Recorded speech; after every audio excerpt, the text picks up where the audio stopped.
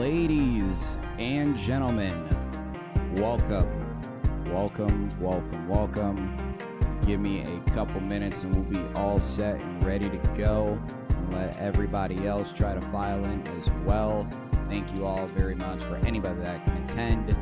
Thank you.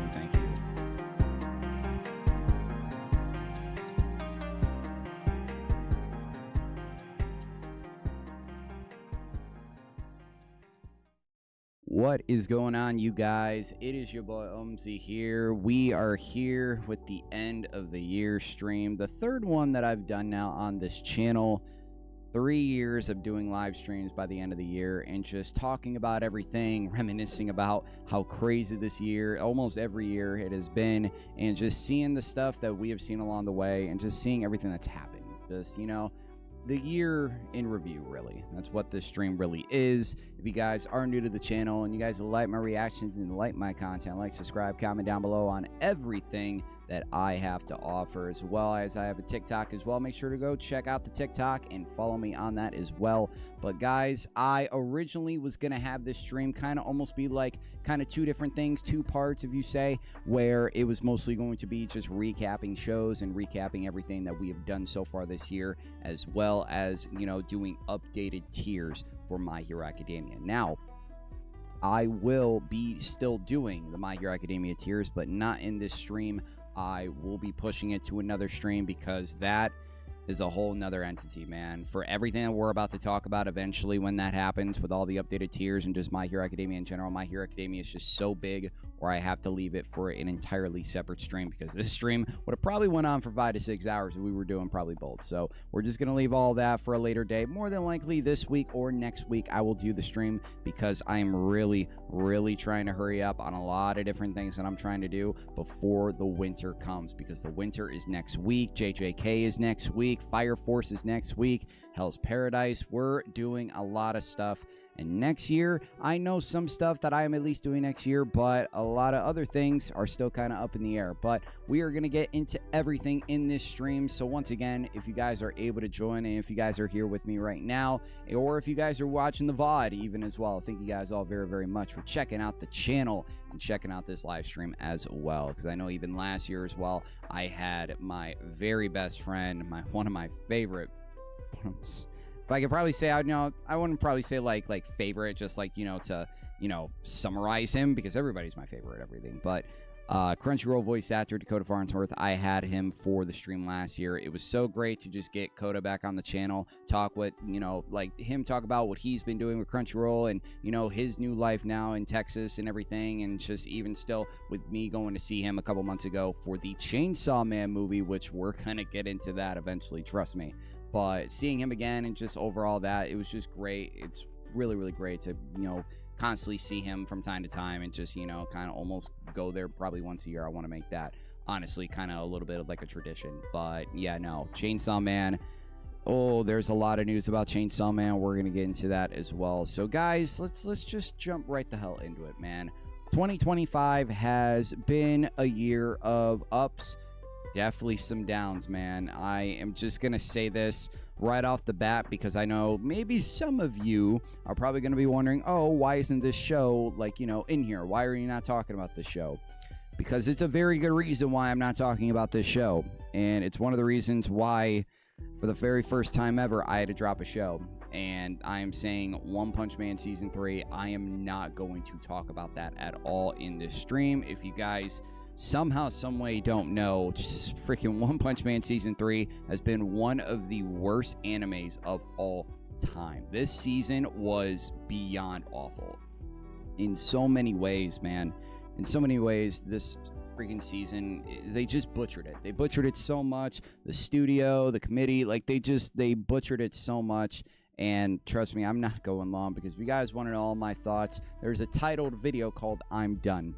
And if you guys really wonder, and if you guys want to know all my freaking thoughts and everything about it, just go check out the video.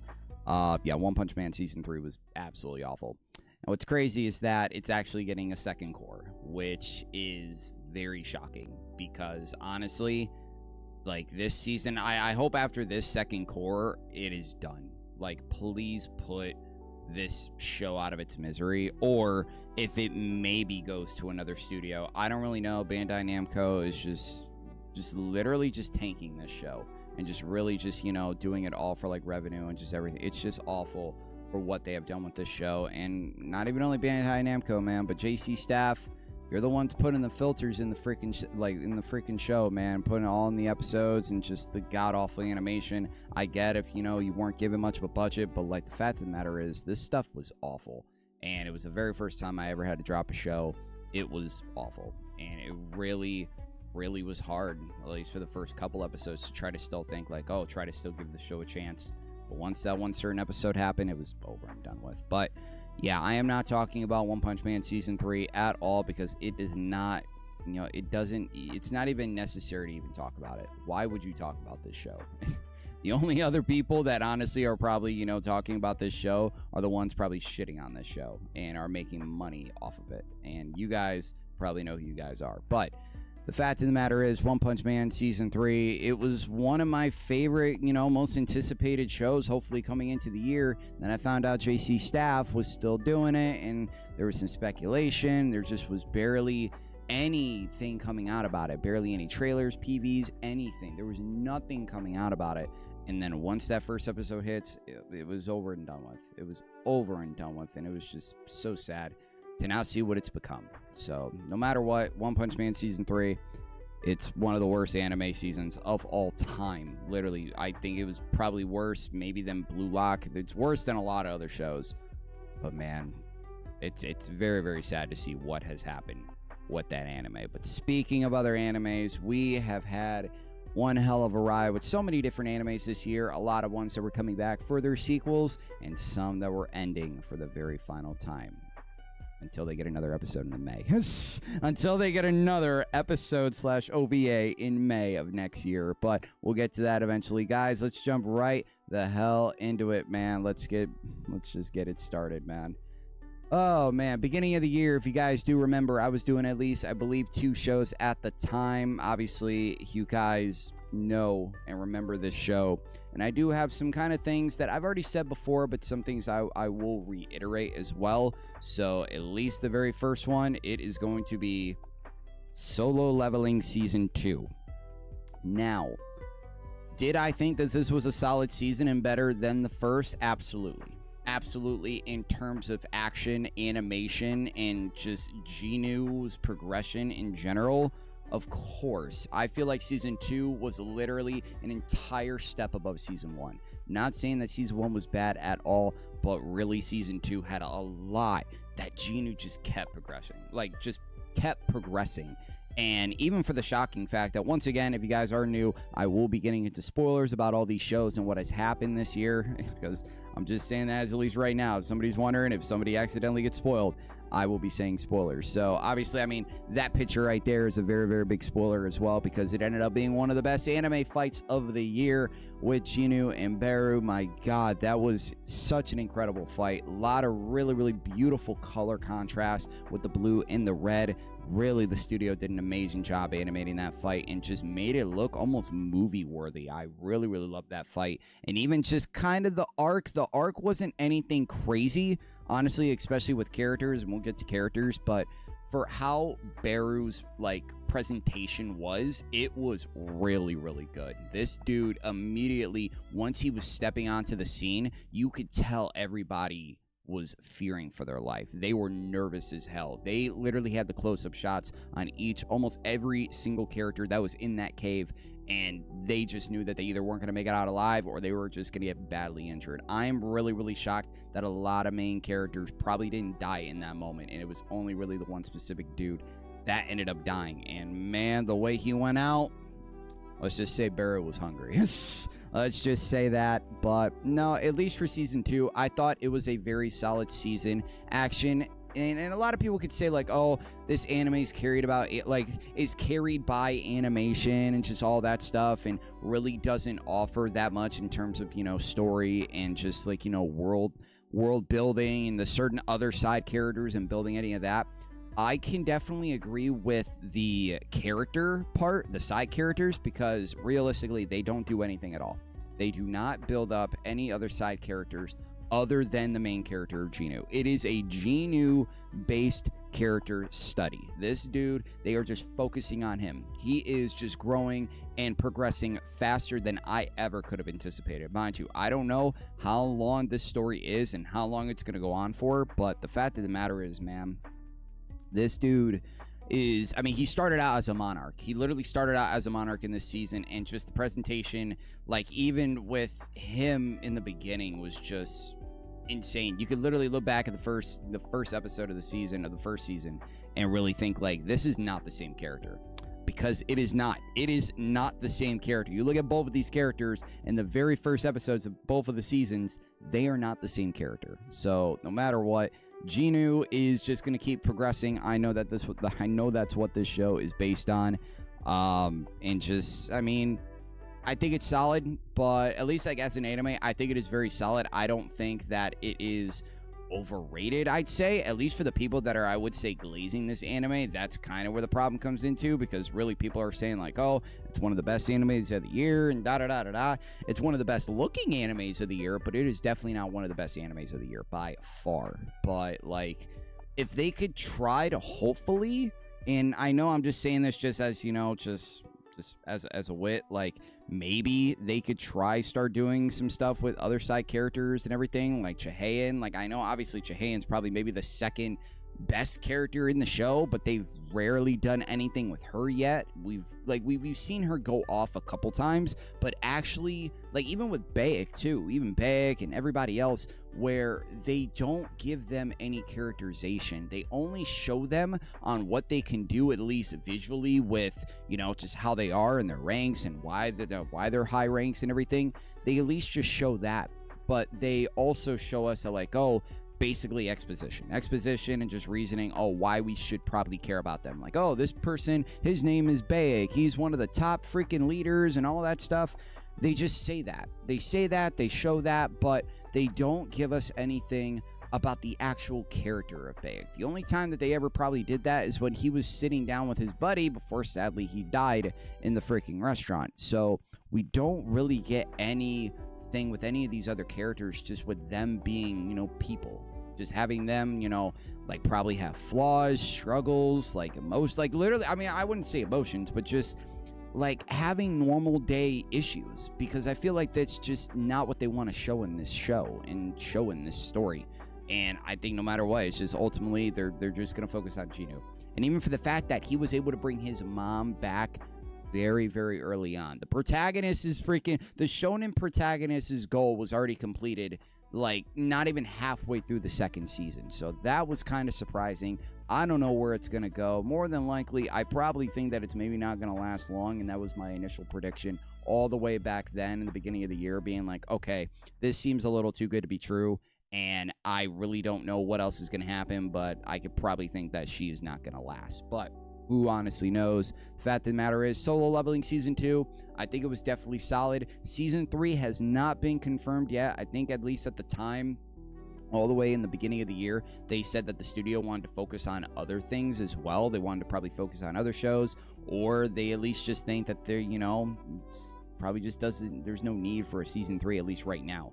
But, because, like, even at Jump Festa, maybe even Anime Japan, which is also in 3 months as well, will we get anything about Solo Leveling? I'm not sure. I'm entirely not sure. I know the game's doing obviously great, so maybe they're just not focused on the anime right now. Maybe those, you know, kind of nitpicks and also reviews and critics and everything are probably saying the same thing that I am, and I don't know. I mean, it's not saying that, like, oh, freaking Solo Leveling is a bust or anything. That's entirely not the point. The anime looks visually beautiful. It has beautiful art. Just, like, I just love the concept. I love the concept. I just wish that it would, you know, dive more into more of its characters, build up on everybody else, because if you're only building up Genu, you're going to have the rest of the audience not care about anybody. And quite honestly, in that last arc, I didn't care about anybody if they died. I like, even Chahayan. Even if Chahayan would have died, I would have been shocked, but I would have not cared in the slightest. But still, Solo Leveling is really good. I'm really wondering when or even if they are going to get a third season in the future. But that was at least all with Solo Leveling. But the other show, it's one of those shows that it's honestly near and dear to my heart, man. And man, it's great to see this. It's great to see that when you come across a show like this, and it really, I mean, if it's in my top 10, it's like right below 5 and everything else, or not even below 5, like kind of between 5 to 10. I don't know where I rank it. But this show, man, I've fallen in love with this show, and it is Mashal, man. Mashal Season 2, I watched it, and I finished it in the beginning of the year, and it really just did everything that I loved about Season 1 and more. It dived more with its characters, more with Mash, more backstory with Mash as well. We basically got that, too, where he was technically kind of, you know, created. The reason maybe why he was so strong is that he was created for the main protagonist in the show. And I really love that they at least, you know, had it like that, where it gave a reason why he was so strong, because that specific thing that Mash, you know, is best at was actually supposed to be for the main antagonist. So we don't know what's about to happen in the 3rd season, which was also confirmed. We'll talk about that later. And it's actually the final season. Not even only the 3rd season, but it is the final season of the show. I, once again, was entirely not sure, and even just, you know, just very surprised that this show is about to end right now. But no, Season 2 was very, very good. Got a lot of really funny moments, no matter what. This is one of the funniest animes you're ever going to see, honestly. If you guys, once again, have not checked out Mashal, please go check it out. It is such a hilarious anime with a protagonist that, how can you not love him? How can you not love Mash? Mash is just such a really funny and really heartfelt character, because no matter what, he may look dumb and dense and everything, and he might look like a freaking, you know, just like a strong big dude and everything, but he has a heart, and he knows his emotions, and he knows how to protect his friends, which he definitely did that a lot of times in this season. Had so many good fights left and right. I don't want to kind of pick out certain moments and everything, but it was just so great to just see Mash, and even just other characters as well.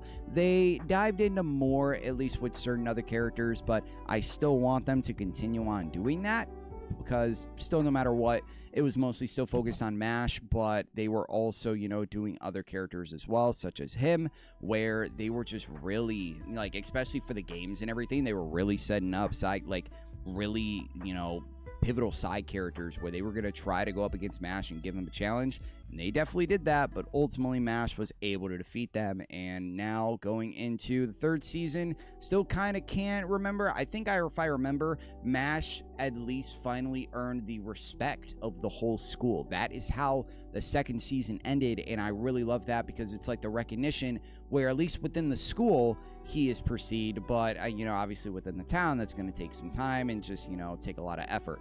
Maybe for no matter what, he probably won't be liked by the town either way.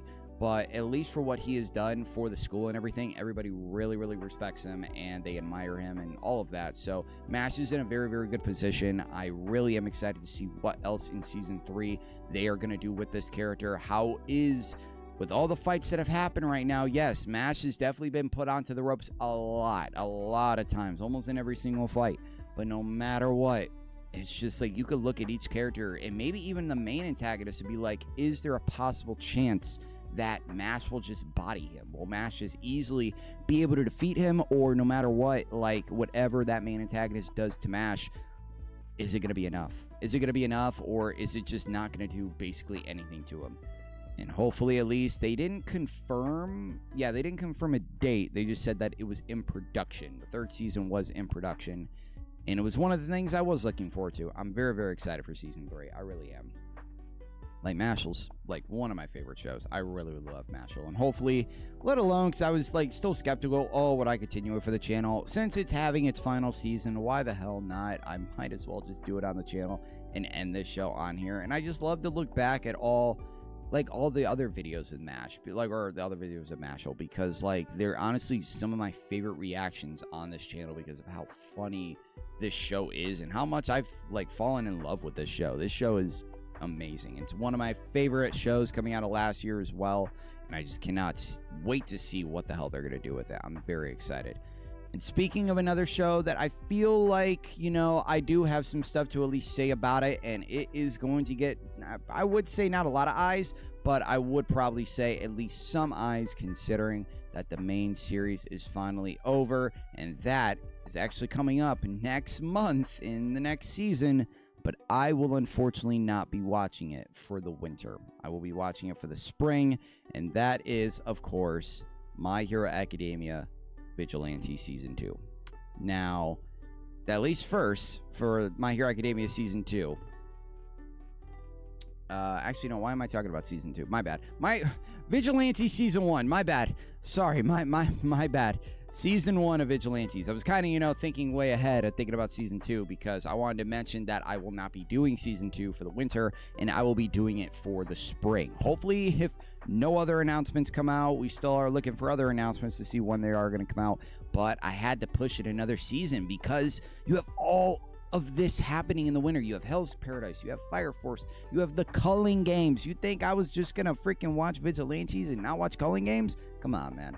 So, and I'm not once again saying that Vigilantes is bad, but I'm saying at least, let alone for the first season, I thought it was a very solid season. Nothing, kind of almost just like, the first, I would say the first season of My Hero, where there really wasn't much happening, or at least action-wise, there wasn't anything crazy kind of happening and everything. So I know hopefully that this series is going to pick up, hopefully, and at least, have some pivotal kind of moments, especially character moments, action moments, all this kind of stuff, because it dives into some dark stuff, especially even the Stain stuff, which really, really surprised me, man. I was really surprised that we actually saw the backstory of Stain a little bit and how he lost his nose and all that stuff. Thank you, Knuckle Duster.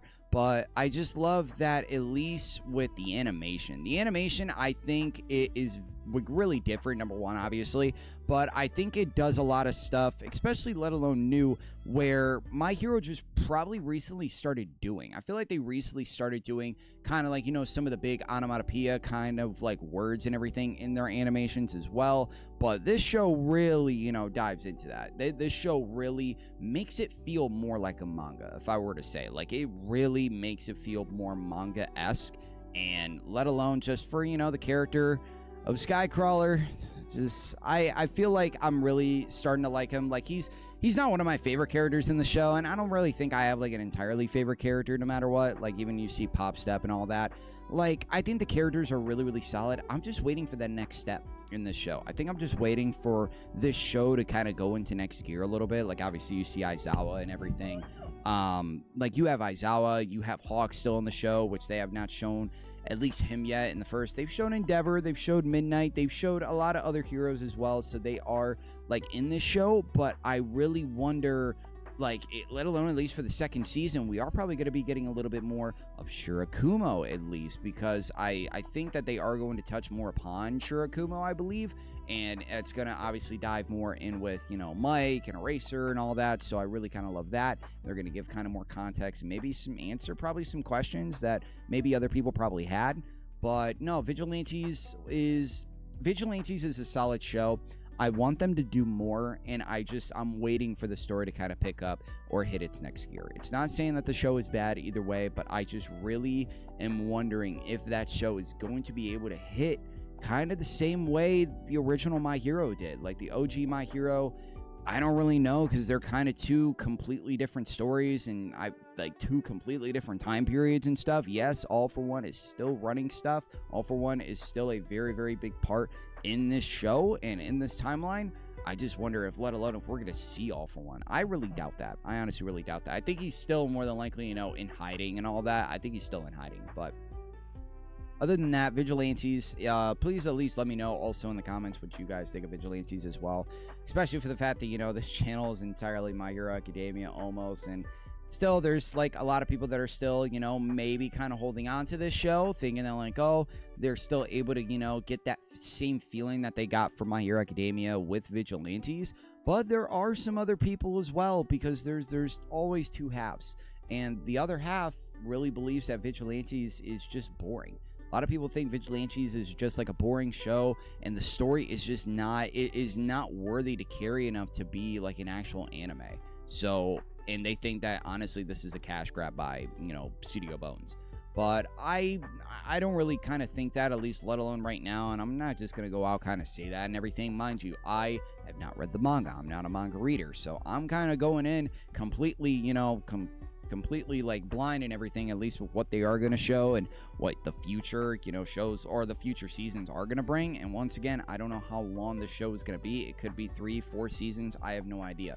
But it really does suck that I'm not going to see this show in the winter, and I'm really gonna have to try my best not to get spoiled because there's just too much going on. There's way too much going on, and I just was really wondering, like, what was Bones really kind of thinking putting this show along? And also I didn't even mention other shows, like even Fearin' as well. That's also coming back for its second season. Like, there's just so many shows that are coming out, like JJK, Hell's Paradise, Fire Force, Fearin'.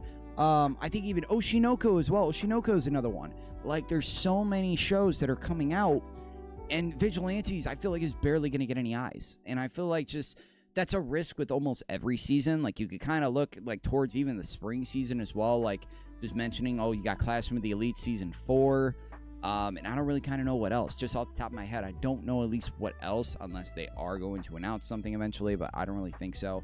But I don't know. I just at least am very, very curious on how season 2, the reception it is. Like, all right, I'm wondering at least how season 2 is, like, what the reception is and how it's going to be received by people, and just for at least how the season is and how the animation is and how the story is. Like, does it really do anything different than what it did in season 1? Are we going to be progressing no matter what?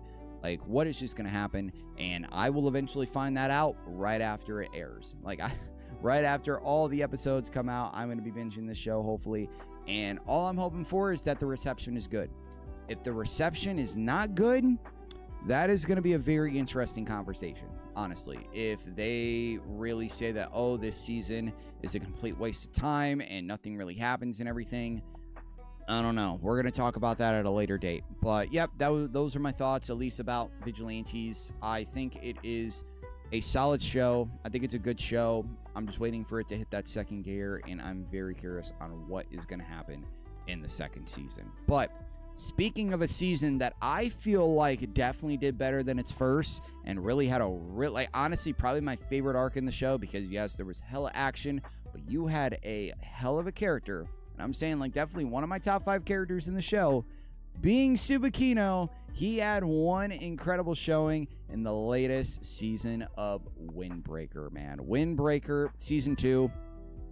I was very curious going into it, thinking, like, especially let alone for the fact that, like, we ended off with, you know, Keel. We ended off, like, in season 1, we ended off with Keel getting, you know, revealed and everything. Like, oh, we're going into the Keel arc, and there's going to be a lot of fights and all that stuff. I didn't even know about even the district arc as well. Like, even in the next arc that was right after that. Season 2 was just, like, you know, just amazing in terms of, like, the fight choreography and everything, which is honestly this show's bread and butter, man. The fights in this show are really, really good. They're really, really up close, in your face. You could tell everything that's happening. A lot of really good, like, hand-to-hand combats in this show. A lot of, like, really skilled people that are fighting their asses off and beating each other left and right. It is a really, really good show if you really love fighting and everything and just love just love the combat, at least with it. And this season really did it, honestly. And let alone with a character like Tsubakino. Tsubakino really surprised me. Tsubakino surprised me in all the right ways, because Tsubakino's a character where he just wasn't like everybody else. And that's at least number one, where you're just like, you know, you're not going to be like everybody else. Everybody's going to everybody's going to like different things from what other people like. Not everybody's going to like the same thing. Not a lot of people are going to like different things. It's just like everybody's different. And Tsubakino was really different as well. Tsubakino liked certain things that obviously not a lot of guys obviously like and everything. Certain clothing styles, certain makeup styles, and just all that stuff. Makeup, clothing, just how he presents himself obviously is way different than any other person in Windbreaker and in this show. But what I loved is that, number one, this dude was not judged via his looks. He was judged on his character. And that is all that matters. Tsubakino's character and him as a person is honestly what everybody honestly needs. People need that person where they are just, number one, they are there for them. And number two, they really, really care and are able to just dissect on how somebody is feeling. Even if somebody doesn't want to reveal how they're feeling or like anything else, Tsubakino was really able to just talk to the one dude, like even like in the district arc, and was able to talk to the one dude and really understand just visually, at least with him, and mentally what he has honestly gone through, and just like why he's doing what he's doing, because he doesn't like we saw it in here. He doesn't want to do any of this. They are only doing this in order to survive, in order to get money so they can just survive no matter what. Tsubakino understood that, and other people, especially in there, understood that. The whole arc was just great. I really, really love it. Other characters as well, I think, just in there, and especially let alone for the fact that just other characters, just I can't really think of characters off the top of my head, but it's just like they did such a great job with just, you know, at least just certain, like, even I would just say, like, even the main character, like Haruka, I really feel like they really progressed on his character, and they are doing that at a really good pace. They are really, really doing that for the fact that, like, Haruka is still going through stuff, but he's going through stuff no matter what with everybody else. Everybody else is always going to be there for them, and everybody else is going to be there in order to help him along the way and do all these new things, because we got to see kind of the lifestyle of Haruka, and it is very, very, I wouldn't say dark, but it is very sad. He lives by himself. He doesn't have the best home life, at least visually and everything. He lives probably in a crappy apartment and all that. It's very bleak. Like, his life, just no matter what, has been very, very bleak ever since he got to Bofrin. And when he got to Bofrin and started seeing so many other different guys and just so many different styles and characteristics and just everything, personalities, like, it has definitely made him open up. And I really, really like that. And he just hopefully has to keep doing that slowly, and that will also have him become more of a leader, because that was also one of the biggest things with season 2, is that he was still kind of questioning himself multiple times, and he's probably going to continue to question himself no matter what by the end of this series. And that's good. Like, the main character, we all know that some main characters could be great. Like, some main characters could just be entirely OP and just know everything, and there's no flaws, at least with them whatsoever. But you really love those main characters that no matter what are just going through stuff, and they're just going through stuff that probably is not even only relatable, but some other things that they really feel like maybe can't be overcome. But as long as you can at least get the help, and at least you got people there that are with you in order to help you through that, you can really overcome that. And I think Haruka is definitely on the right track with that. And for the fact on what the antagonists are kind of setting up, I don't really know, man. But third season, I don't think they confirmed if there was a date for the third season, but I don't think it's probably going to be next year unless they announce something at Anime Japan in March. I don't really know. But third season, I am excited for. I, once again, don't know how long this show is, but for the fact that, you know, season 3, I think season 3 was at least confirmed, obviously, because, I mean, they set it up, so why would it not be confirmed? But Windbreaker season 2, I think it was definitely my favorite season. There was a lot of action, a lot of really, really good moments in there, especially this dude right here being, honestly, probably my favorite character in the show, and honestly, one of the best fighters, other than probably Sano. Sano's a good fighter. I say fighter for the fact that, like, he does a lot of self-defense, and like, there's still a lot of mystery with him too. Like, this dude, I'm very excited to see where they are going to go with his character as well, because they've kept that under wraps as well, and I'm just very excited to see what else kind of goes with that. But no matter what, Windbreaker season 2, a very, very solid season. And man, with this show, it has been a long time in the making, literally 5 years in the making, 4 or 5 years, for at least for the fact that it took that long in order for this next season to be made, and it came back, and a lot of hype was, you know, forgotten about this show. A lot of hype was like just lost with it, and I was very, very surprised. But I think a lot of people, and I could get for some of the fact that the pacing and everything for some episodes was, you know, kind of off and on. Let me just say that. But when it comes to the story and when it came to the action, this season definitely delivered with, man, season 3 of Fire Force, man, was just so good. So good, man. I just really, really love that. Let me just change something really quick. Let's see, because I kind of honestly don't like how this picture kind of is, low-key. And let's see, I want to kind of maybe hopefully get rid of this. Let's see if I can get rid of it. Let's see. Let's see.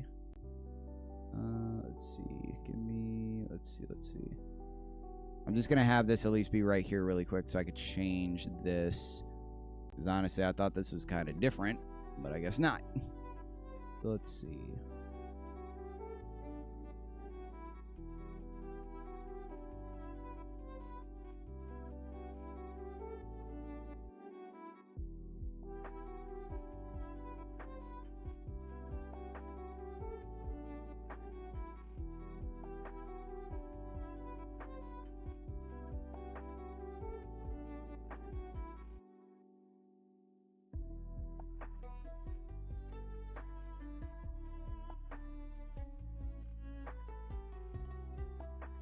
All right.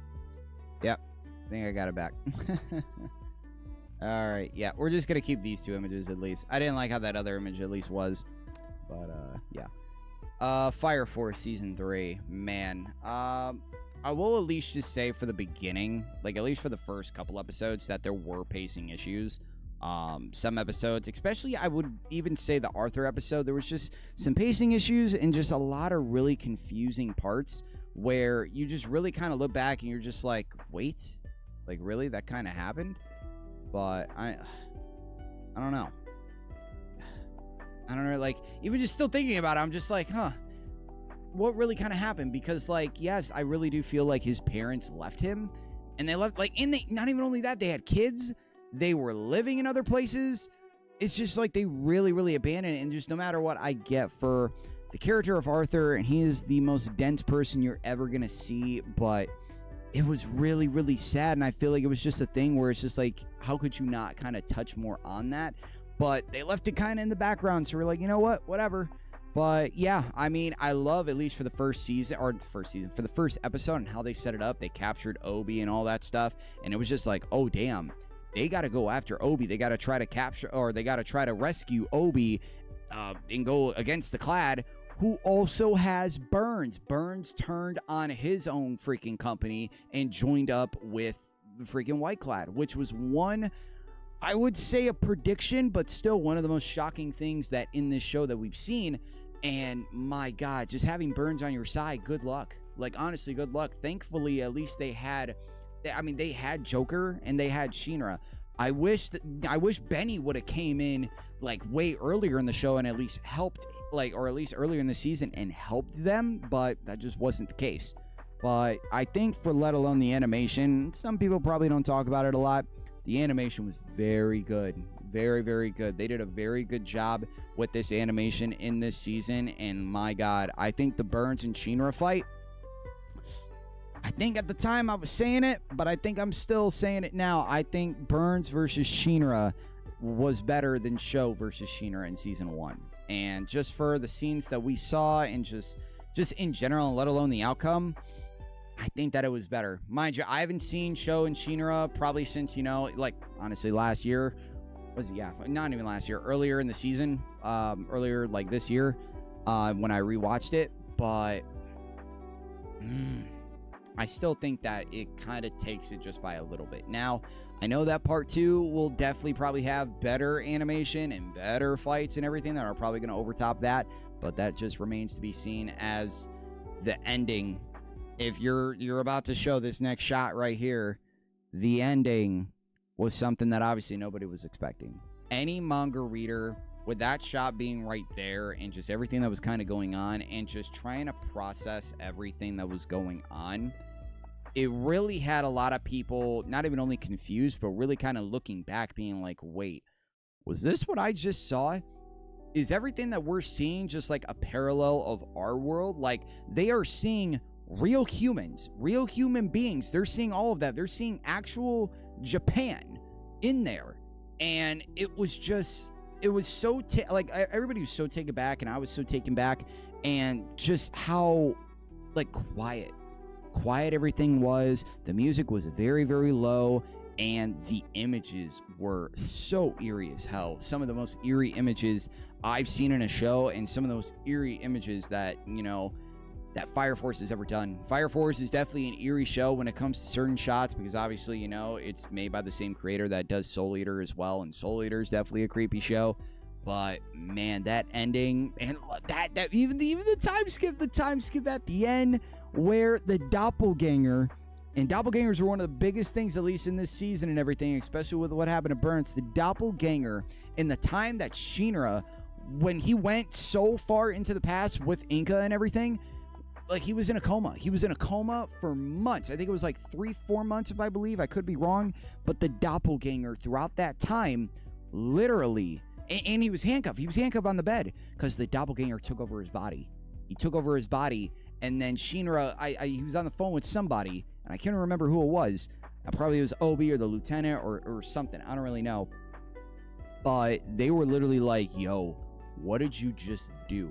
Because the Great Cataclysm was already started. It started by the end of the first core, And it was one hell of a way to set up for the final core of the season. I think it did a very, very good job on the ending, because the ending was really, really good and had so many people asking questions, especially me. And I'm just very, very excited that literally it starts next week. The second core of freaking final season of Fire Force. Fire Force is ending too.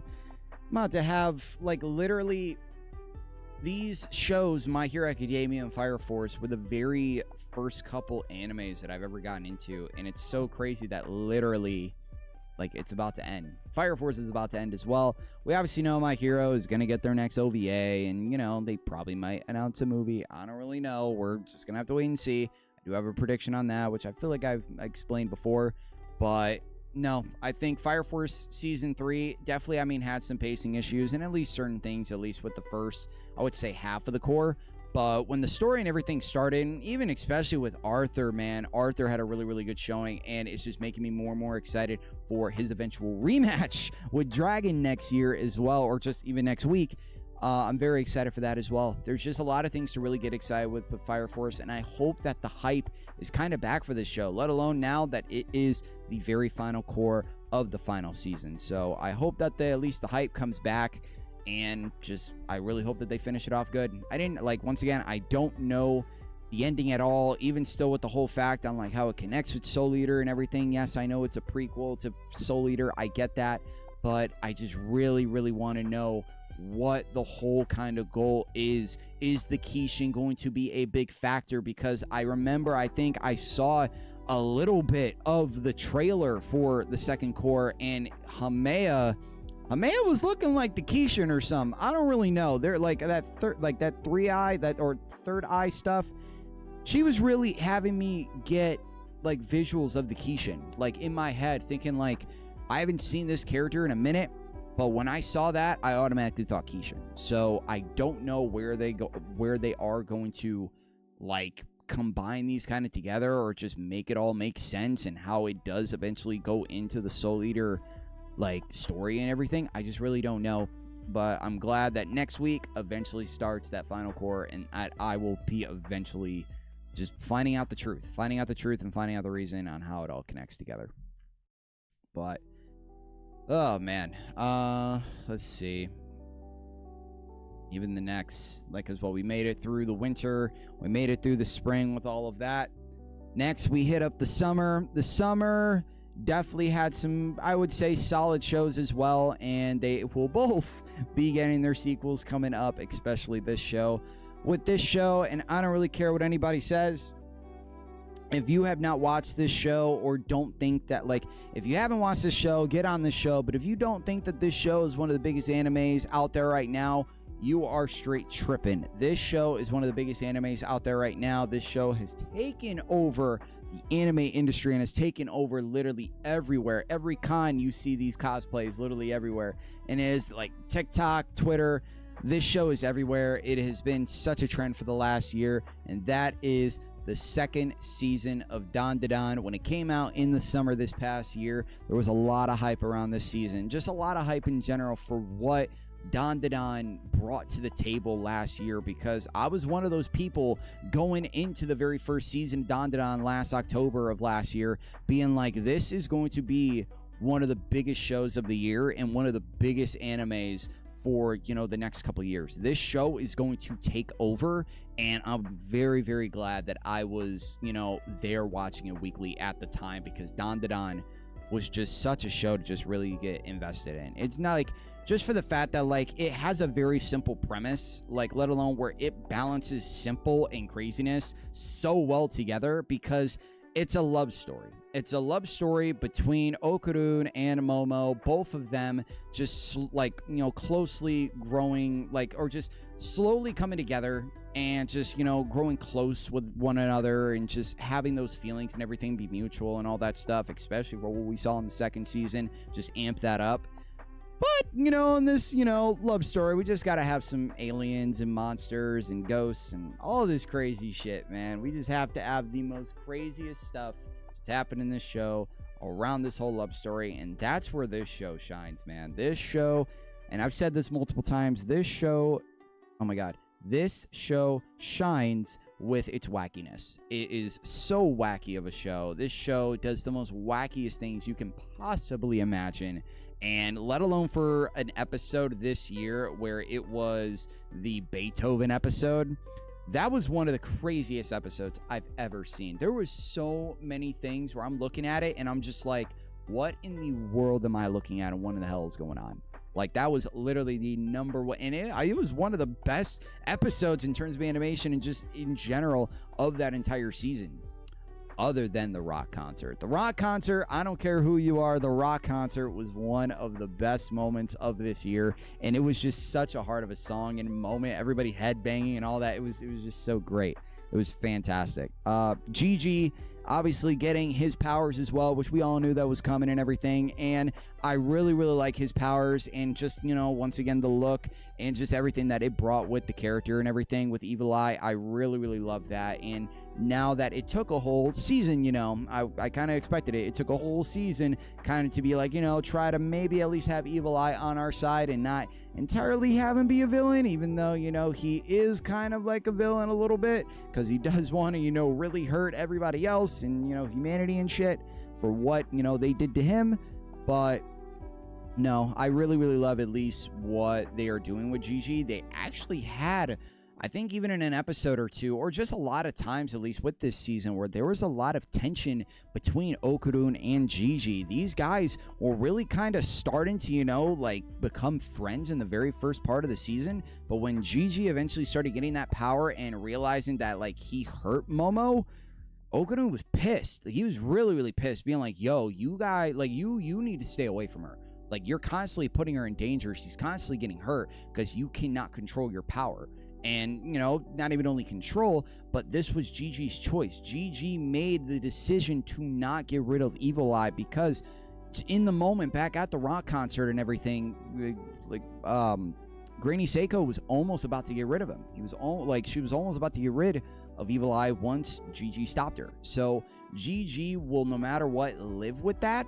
And he knows that. He knows that he's going to have to live with his decision and his choice, and he's going to have to really strive in order to, you know, like, maintain this power and contain it, I would say. Contain this power inside of him, because for the fact that, you know, they can pour, I think it's, they pour hot water on him.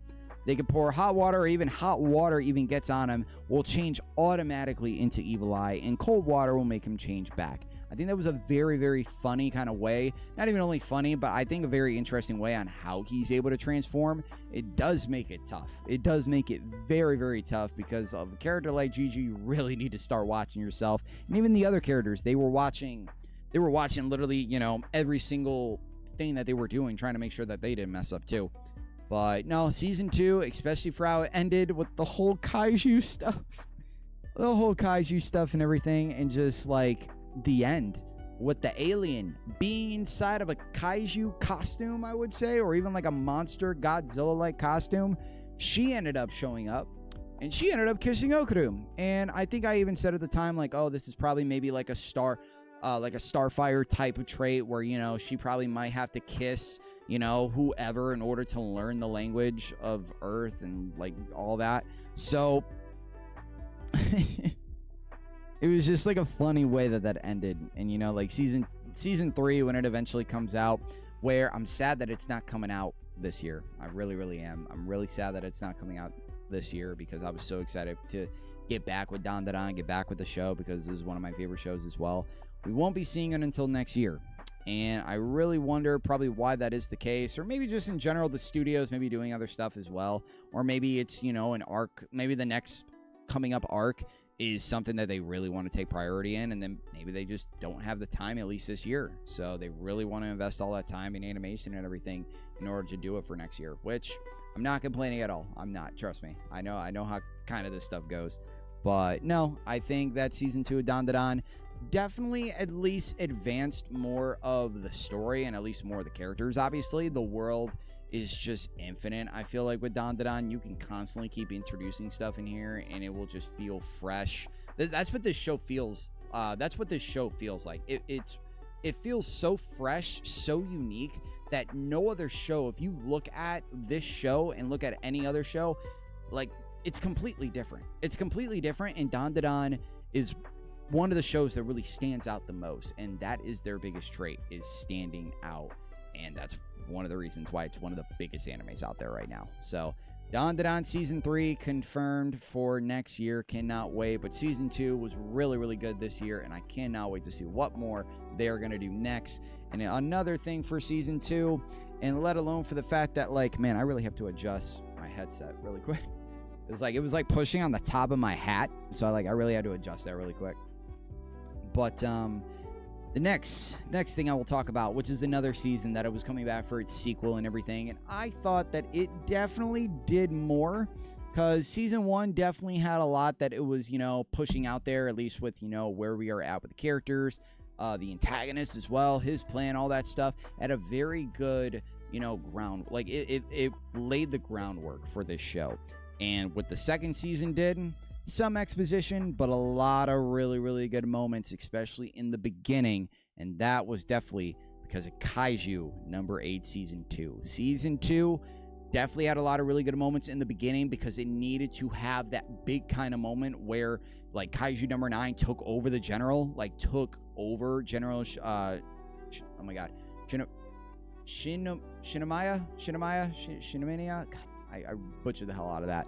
But he took, number 9 took over the general, and that was one of the biggest things to be like, whoa, what's gonna happen now? And let alone for the fact that, has kind of like the general's freaking kaiju powers now too, and it's just this thing looks almost unstoppable, because from what 9 showed up as was literally nobody could have expected, because 9 grew, 9 evolved, 9 was not the same 9 back in season 1. So that's what literally all the characters could not prepare for.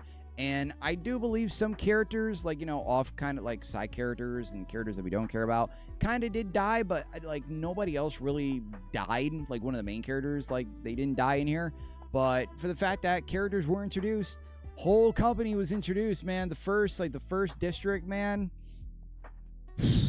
What a character, man. I really, really love the characters that, even not even only one, but all the characters that they've brought into here, and just all of it. I just really, really love how they were able to bring in the captain for District 1, and you can automatically assume something with him when you look at him and just the way he presents himself. Yes, he's a badass. Yes, there's a reason why he's the captain. But he is a real egomaniac. He really, really is. The moment he sees somebody in the paper, or when, Mina or whatever is just, in the freaking, just in the paper and everything, it's just hilarious. This dude is such an egomaniac. And even as well, Kafka, man. Kafka, I feel like didn't have that much to do in this season, other than, trying to, immediately in the first couple episodes of the season, he couldn't go kaiju mode. I think it was still the fact that, he was probably scared. Yeah, he was scared for what happened with the general. He felt like he probably couldn't control his power once he probably went back into the kaiju mode. And it's still kind of one of the things now going into the final season, not next year, but they haven't confirmed it, the final season of Kaiju, where if he keeps going kaiju mode, he might not be able to come back. And it's kind of one of the things where, at least in that image that we just saw, where it's half and half with his face and the kaiju's face, where he kind of almost accepts his destiny, where he knows that he's probably going to be the only one, not even only him, but other characters, because a lot of other characters want a piece of 9. But he just feels like it is his responsibility in order to defeat 9 and to defeat this big bad and everything, no matter the cost. If it costs him his life, and if he's a kaiju forever, that's probably what he's probably going to just end up doing. And that's probably what he just accepts for himself. But no, I think that because I want to remember this character's name, and I swear to God, I do remember it. It's been so long. Because what was the character's name? Narumi. My God, how could I really forget this dude's this dude's name, man? Narumi was a really, really good character to so far get invested with, because he's definitely a true badass no matter what. But man, this dude's an egomaniac no matter what. He is an absolute egomaniac. But I'm not gonna gloss over the fact and gloss over this character no matter what, because man, this girl, this girl, man. I really do. I really, really love this chick because she is not even only consistent, but she is a true badass, man. Kikuru, my gosh, she's such a badass. Every single time she comes onto the scene, she just like excels. She excels. She does what she has to do, and she does like not even upstages like all of the rest of her comrades, because it's also been a thing where it's like she's also said like try to keep up no matter what, because you can blink and you could miss her, and the things that she's getting, especially now that she has the her mom's suit, she's really going to be honestly unstoppable now. But she is going to have that kind of confrontation and everything with probably going up against number one, at least going up against herself with that one kaiju that was portraying her, but just going up against her dad, trying to get her dad back, worrying about her dad and all of that. Just there's so many things that she is dealing with, and that's just going to be one of the biggest things where how is she going to deal with that, and how is she hopefully going to probably overcome it. So still with the fact, like Hikaru, every time that she comes on screen, it's just amazing to see this character, because this character is just constantly progressing. She's constantly getting stronger. She went to the first in order to get more strong, to learn off Narumi and everything, and that's what you have to do. You cannot suppress this character, man. If there's any other characters to suppress, there's some in here in multiple different districts and everything, but Kikuru is definitely not one of them. Kikuru is one of the strongest, or probably the strongest person you have on that line, man, along with Hoshina. Hoshina didn't have that much of a big kind of, presence in this season, but even still, Hoshina still once again a badass. Mina as well. Mina's a badass as well, but she didn't really have that much of a big presence and everything. It was just really the fact of just building for, the future and the next season, because this dude's plan, and especially with all the other kaijus, that one scene where they were just going around, looking at stuff, making their presence felt, was very, very eerie. Like, just the images and everything were just so eerie, thinking that like, this is like at least for what I said at the time, I was thinking like, oh, he was releasing them out into the wild and releasing them out to their possible new home, because that is Nine's plan. He wants to completely eradicate humanity and just probably have a world full of kaiju and shit. He wants to be, I would say, the kaiju king. He wants to be the king of all kaijus, and I really don't know what's going to happen with that. Luckily, some of our characters that we see in here are getting upgrades. They are really getting upgrades. They are getting their kind of, kaiju like powers, not actual powers, but they're kind of kaiju like, I would say, like add-ons a little bit. They're kind of kaiju add-ons where they're able to operate these suits and everything. I think it was I think Hoshina was doing 6, I believe. He was doing mine. No, Hoshina was doing 10, because we had that dynamic where it reminded me of a little bit of like Venom and Eddie Brock a little bit, where they did not get along absolutely at all. But certain moments when they did get along, they kicked major ass, and that was really cool to see. It was Kikuru that had 6. That is who had 6. The same kaiju that sadly killed their mom. So still with the fact that there is a lot that this season really did set up, and I don't really want to call it, like a setup season or whatever, but it's just still the fact that, like, how can you not be excited for, the final arc, the final core, or the final season for kaiju, because it's setting up so much, and I really am curious on what's going to happen with any of these characters and just in general.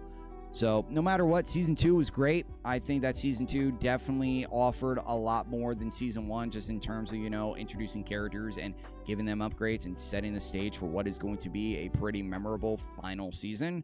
So let's just see what's going to happen, man. They have not released, obviously, anything in terms of a release date, but they did announce it recently, a couple weeks ago, that Kaiju number 8, season 3 is it. I can't even freaking pronounce it. Is in production. We don't know when it is going to happen. If I had to take a guess, probably next year. It's probably going to get introduced. But I at least have 2 more shows left. I really have to get a drink after this, man, because I mean, obviously this is not the end of the stream. We'll go into like kind of the second part of what else I want to talk about and everything. But we're heading into the fall. I have to kind of get myself ready for this really quick, because oh man, even I have to take this off too. You know what? That's how, like, even let alone for the what happened in the fall, there was a lot. And at least for this, I'm not including Hell's Paradise yet because I still have not finished it yet. I'm halfway through the show, so we're not going to talk about Hell's Paradise at least yet, but obviously we will be talking about Season 2 when we come around, hopefully to the end of the year stream next year, but we will eventually talk about it. But next up, starting off with the fall, this is in contention for Anime of the Year. And if you guys know what I'm talking about, or at least, you know, probably can anticipate what show I'm about to bring up next, this show was one of the hardest shows I've ever seen.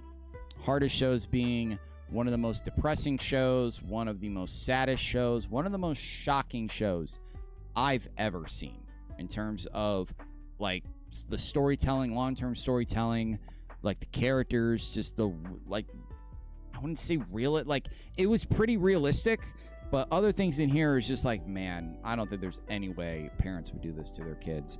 And if you already picked up on that hint, guys, it was Takabe's Original Sin. I recently showed this show to Dakota and his partner. Seeing this show again for a second time was rough. It was very, very rough because this show dives into a lot of really, really dark shit. A lot of really, really, really, really dark stuff that if you can't handle suicide or if you can't handle abuse or anything, then this is definitely not a show for you. And they make that apparent. Like, before you even get into the very first animated shot, they put up that disclaimer that this depicts, you know, actions of suicide, this depicts actions of depression and, like, abuse and all of that stuff. So many people were going through this. Like, so many characters were going through so much in this show with, like, just so much. Like, I could just, like, I don't want this to be long, but my God, I could just talk about this forever. Let alone for the fact that, like, even Takabe, an alien from another world, came down and at least didn't have his memories all together. He didn't have his memories. He didn't know exactly why he was here. He just happened to stumble upon, you know, our main character, which let's see, if I try to remember, my God, I don't know why. It's been, like, it's hasn't even been a couple months. Why do I not remember her name, man? Oh my God. Why do I not remember her name? Literally, why do I not remember her name? Jesus. Let's see. Maybe I could try to at least remember. Let's see.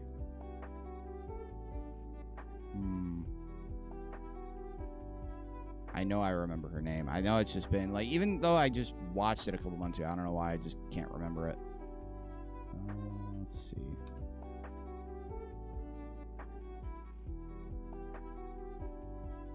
Do I really have to look it up? I really have to look it up right now. Oh my God. Freaking Takabe. I feel like it's, yeah. Yeah, you got Marina, Azuma. Why do I not remember her damn name? Why don't it freaking Shizuka? My God. My God. I don't know how I didn't remember her name, man. Honestly, I don't know how I didn't remember her name. Shizuka. With characters like Shizuka, Azuma, and Marina, they were each going through their own specific things. And if I would say the person that probably got it the worst, at points I said Azuma because Azuma was getting manipulated. Like, Azuma was getting manipulated by freaking Shizuka lots of times, but his home life and how his parents treated him, that was rough. Like, no one cared, and he felt like his brother probably didn't care, at least sometimes or whatever, or he always felt so alone because he never had any friends. He always tried to earn the satisfaction, just try to earn everything from his mom, for his mom to really honestly, like, praise him just like how she praises his brother and everything. It was just so rough to see at least what Azuma was going through, and it wasn't really good when Shizuka would just try to, no matter what, just get her way. That was just, ever since, spoiler alert, once again, ever since Marina died, in the second episode, this season or this show went like it turned left or turned right, whatever the hell. This show turned, and there was a lot of stuff that just ended up happening. And like that third episode, I was losing my mind. I didn't know what the hell was honestly happening. I didn't know where we were going. They freaking attempt to bury her in the dirt. They attempt, but you know, just wasn't gonna happen like that. And they eventually found her at the end of the episode. And just the fact that, like, you know, oh, Takabe, oh, I'm gonna betray Marina, so no matter what, people won't think she's gone or, you know, possibly dead or just whatever else. And it was so effed up. This show at that time, for the second and third episodes, they were just doing so many things that was just so, like, just so crazy. So many things that you're just like, wow, that's really effed up. And you can kind of think like, okay, when you go into the first episode and you think like, okay, it's going to be a character study on Shizuka. And, you know, and like, at least for Takabe going to Shizuka, it's going to be a character study for both Marina and Shizuka and bringing these two characters back together. It's kind of like that, but with all the crazy shit in the middle where it's like you got Marina getting abused at home by her freaking drunken mother, and not even only drunken, but this girl is just done for, because there's so many family aspects that are going in with this. It's not like, oh, they're just doing it just to do it. There's certain things that are happening. Freaking Marina's dad is dating Shizuka's mom, who her mom is an escort, which is causing Marina's mom to literally lash out and be abusive towards her daughter because of her own insecurities and shit, and thinking like, oh, it's probably because of you. She doesn't want everything that at least is happening to her to happen with her daughter, but it's just like, it's such a bad dynamic. It's such a bad dynamic. And at the end of the day, and I'm not saying Marina's in the right, or I'm not saying Marina is, you know, the victim or whatever, because Marina was also doing shit to Shizuka. It's a cycle. It is a cycle. And this show perfectly showed that. And that's why I think like Azuma was the real victim in all this, man, because Azuma wasn't really doing anything mean to somebody else. Azuma really, the only thing that he was kind of maybe doing was stuff that Shizuka was manipulating him to do, because he almost stole, I think, what was it? He almost stole the ring. He almost stole like the ring for his brother's girlfriend. He almost did that, but sadly the plan didn't work. So Azuma in turn didn't really do anything entirely bad. Nothing obviously abusive or just really anything just that effed up towards either of them, because Azuma was a victim. Azuma was a true victim. And just what we just kept getting, and just like even with Shizuka, even after Marina's dead, like in her mind she just thought that like, oh, you know, my life's kind of just set out for me. Like no matter what, like the big bad that has haunted me for so long, most of my life, is finally out of my life. And she feels like, oh, she could finally live her life. Her life could probably get better. And she went to go see her dad and noticed that her dad moved the hell on. Freaking, he ended up probably getting married. He definitely obviously had 2 kids. It was very, very rough with what Shizuka was seeing. And that eventually forced Shizuka to lash out at Takabe. And it was in that moment where we got episode 5. And episode 5 was one of the best episodes of the year. And if you don't think that, you need to go watch the episode again. Because, man, that storytelling and what happened right there, I love when episodes, and it does it a lot with certain shows, I love when episodes really take you into the very beginning of an episode and you don't know what's happening right here. You're just... all you can do is just watch. You can watch and not really question anything. Because if you just keep questioning, you're going to get lost in the moments. And you're going to get lost in the story and what's happening. So I love that when Takabe got hit by Shizuka, we went back into the past. We went, actually not even to the past. We went into the... oh, man. Like, we went into the future and shit. Like, it was it's gonna be tough for me to try to explain this for people that have not seen the show, but like, let's just say it was really long-term storytelling. and we got to actually see what actually happened, what was like technically supposed to happen, and all that stuff. Like the original, not even, no, well, we got introduced into, like, we went back into the future, and we saw the actual story that was actually supposed to happen. Like, you know, we actually saw that Takabe originally went to Marina and not Shizuka. We know that, you know, at least for however long, Takabe was, you know, talking with Marina, doing all that. Mind you, they are, like, I believe in high school. I think they are in high school when this is happening. And just for the fact that, like, eventually Shizuka moved back to her town and everything. And at the time, Marina was hopefully starting to see Azuma, and they were starting to, like, get along and probably, you know, develop a relationship and all that stuff, and dating and all that.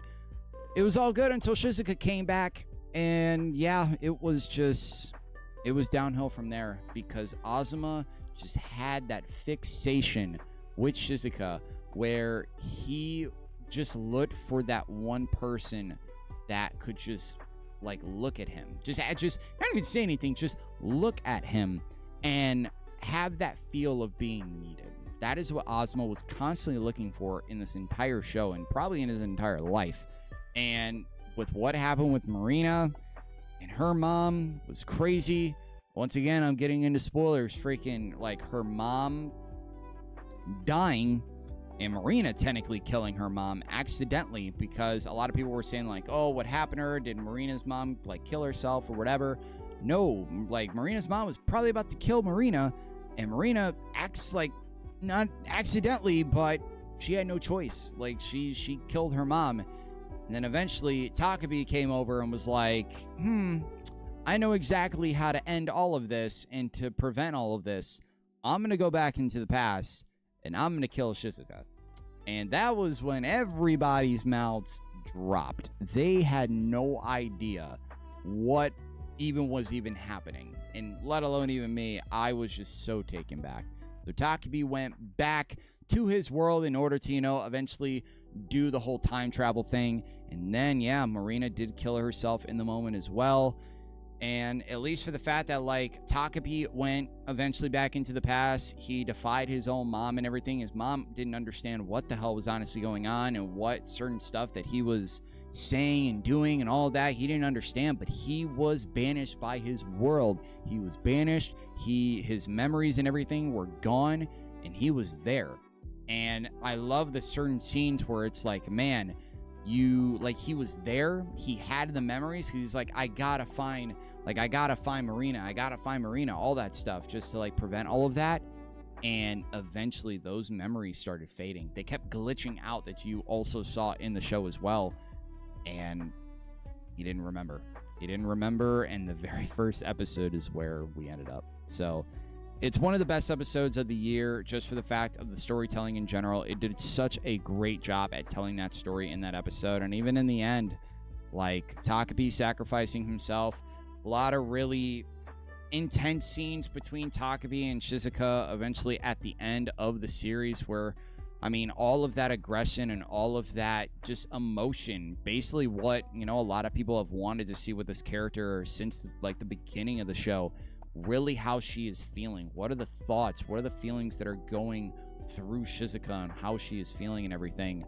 She laid on to Takabe. She laid on to Takabe and even also Takabe with the fact that, like, Takabe needed to realize that he didn't have the answer for everything. You can't fix every problem with a gadget. You can't do that.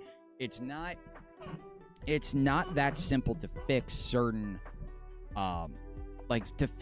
problems. It's not that easy, especially for the fact that, you know, he doesn't know human emotion. He doesn't know how humans really operate and stuff. And it was in the fact that, like, he obviously sacrificed himself, and eventually, you know, we got, like, I think we were in the present. We were in the present, but a little bit in the future, if you kind of know what I'm talking about, where, like, still for the fact that, like, Marina and Shizuka were still going at each other. Like, they were going at each other in that one certain moment, then eventually they just stopped. They stopped because they noticed the little drawing that Shizuka drew of Takabe, and there was just something that just kind of clicked in the back of their heads, where like certain moments and everything that we saw in the other timeline just kind of come back a little bit, and really something kind of hit different. And no matter what, now where we eventually got with, and and they eventually started crying with each other and everything, and that was very, very hard to watch as well, because it's just like, it's something where both of these characters, like, they have gone back and forth with each other, mostly Marina, but both of these characters have just went through so much, and just both of them were just letting it all out. And it was tough to see, but it was beautiful to see at the same time. And then eventually we got the time skip. They are both friends and everything, and they're doing stuff with each other. So Takabe's Original Sin, it is easily going to be nominated for Anime of the Year. I don't know if it is going to be overall. It definitely should be overall, and not just like, drama, because I know it's going to be up there for drama as well. Takabe's Original Sin is fantastic. It's fantastic because it touches upon realistic shit. It touches upon, and it's only 6 episodes. If you guys haven't seen it, once again, please go see it. It honestly, you'll finish it in a day, obviously. And Takabe's Original Sin is a show that really dives into deep stuff. A lot of really, really dark stuff. Characters that are going through a lot. But the story, the animation even too, the animation is very unique and very beautiful as well. Very unique for this show. It's just such an incredible show, and I'm very, very glad that I was able to watch it, and let alone do it for the channel, because it was a show that I've just heard so much about during the summer. Kind of almost took the summer over, honestly, and I really wanted to do that before the fall even began. So, really incredible show, and I really, really am curious on what's going to happen next year in the Crunchyroll Awards, and, will it win? It should win something. If this show doesn't win something, then this freaking thing is rigged. But guys, next show I'm getting into, you guys know what it is. I'm not going to go much into it because, or at least a long time into it, because we're going to have the stream coming up within the next week or two. But we just got off of it, man. Where's my cursor? We just got off of it. The final season of My Hero Academia. Now, obviously, I've mentioned it probably 2-3 times in this friggin' stream, but if most of you don't know, and if you guys didn't pay attention to Jump Festa about a couple weeks ago, they did announce that the chapter 431 is being animated and is currently in production, and it will be showing in May of next year. This season, I don't know how I could really put it. I think that, you know what? Now I know how to put it. If I had to put this season, or at least say this season in one word, this season was a spectacle. This was an absolute spectacle of a season. Because easily, obviously the best season, best for last, and the things that it does with its characters. And only certain characters, because obviously there's barely any kind of going on with other characters in here, because we saw that last season. But with characters like All Might, All For One, Bakugo, and Deku, that's all that this... Oh, actually, you know what? Couldn't obviously forget Shigaraki. All 5 of these characters, it was doing some of the best work we've ever seen in this show with. Animation was god tier. That shot right there... Even that, the whole Bakugo 3rd episode, when he came back, was animated by some of the best animators in the business. Some of the best animators in the business. And once I saw that list on, how many animators were going to be working on this episode, I knew that it was going to be the best episode in the season. And between the Bakugo episode... And I would say even the final episode of the final arc with Deku and using those last embers and all that stuff. I still think the Bakugo episode is number 1. I still think that the Bakugo episode is number 1. They're so close with each other, but the certain things that it does with the Bakugo character and just the animation in general, that shot, is beautiful. It's absolutely beautiful, and it's movie worthy because this show deserves it so much. Even the beginning where we had All Might and All For One, even Stain joining as well. Stain, I think Stain died, I believe. Stain passed away as well. Like, I almost forgot about that too. But no, it was at the point where it's like All Might was literally on the cusp of death. And I think in turn, I think he was supposed to die in that moment. And Bakugo being brought back to life, I knew it was coming. I just didn't know how. But man, that moment, if you guys remember it, that moment was everything. That moment was so incredible just to see. And the look that Bakugo and Deku were giving each other, and they just automatically knew the plan. They automatically knew it. They did, I can't remember, I think it was like the slingshot, or this, I can't remember the name, but they did their same move that they did in Heroes Rising, but in reverse. And that is such a great attention to detail and long-term storytelling once again. It was such an amazing scene to see Bakugo come back, be able to save All Might in the predicament, and him go up against All For One was a matchup I've been wanting to see for a long time, and man, it definitely delivered. It really delivered. Bakugo having some of the best animation in the whole show. My God, it looked beautiful. Literally him acting like a human firework. Literally fireworks are going all over the damn place, explosions all over the damn place. This dude was crashing through buildings, and literally it was, once again, I'm going to quote myself from the episode, it was liberation at its finest. It was liberation at its finest with Bakugo, because he had no limits. He had no limits no matter what. Going up against obviously the biggest bad in the world. What else are you going to do? You're going through buildings. You're trying to keep up with them. All For One was trying to run away. All For One was running away from Bakugo, and Bakugo was not letting up, and he was keeping up with All For One all the way. And it was just such a great moment when eventually, we thought that All For One was dead, but in the moment with Bakugo did defeat All For One. And it was such a great moment. That moment where he put his arm in the air and everything was just so great. So great. I've been wanting to see him do that for forever, honestly. It was just such a great thing to see. And then after that, after all the Bakugo stuff was done, we went to Deku and Shigaraki. Deku, Shigaraki were going back and forth. So many good animation spots, especially when Deku went into Carnage mode as well. And just Deku tried everything he possibly could, but he felt like in that moment, especially with Shigaraki, that he couldn't beat Shigaraki with One For All. He felt like he probably couldn't beat him, and he knew that this, like, with everything that he was dealting to Shigaraki, it just wasn't doing anything, especially for the fact that, freaking Shigaraki took the Fort's power.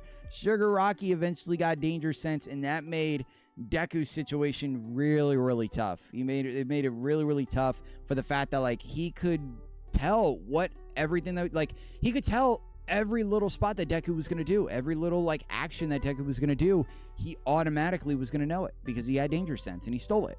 So it was at that moment, especially when he was talking with the rest of the users, where I think it was the second that had the craziest idea, like, hey, he wants One For All, we're going to give him One For All. And that's kind of the main thing, where it's like he was going to transfer One For All into Shigaraki and destroy Shigaraki really with that. Destroy that kind of core and everything that was keeping, Shigaraki kind of together and everything. He was going to really kind of do what, All For One has constantly kind of gone through, especially like his fight.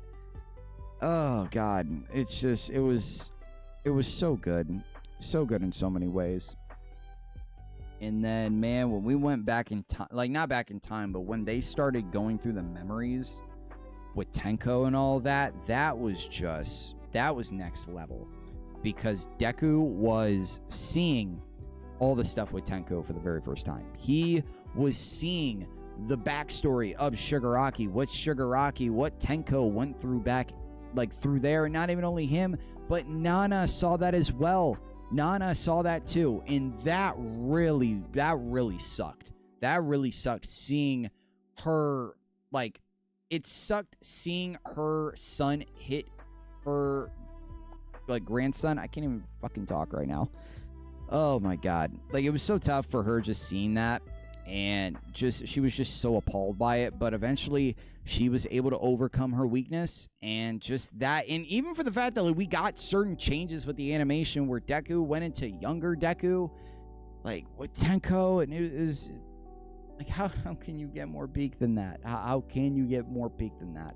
I just really don't know. There's no possible way. It was eventually coming to the point too where Deku lost his arms in the process. He lost both of his arms. He was done. He was done.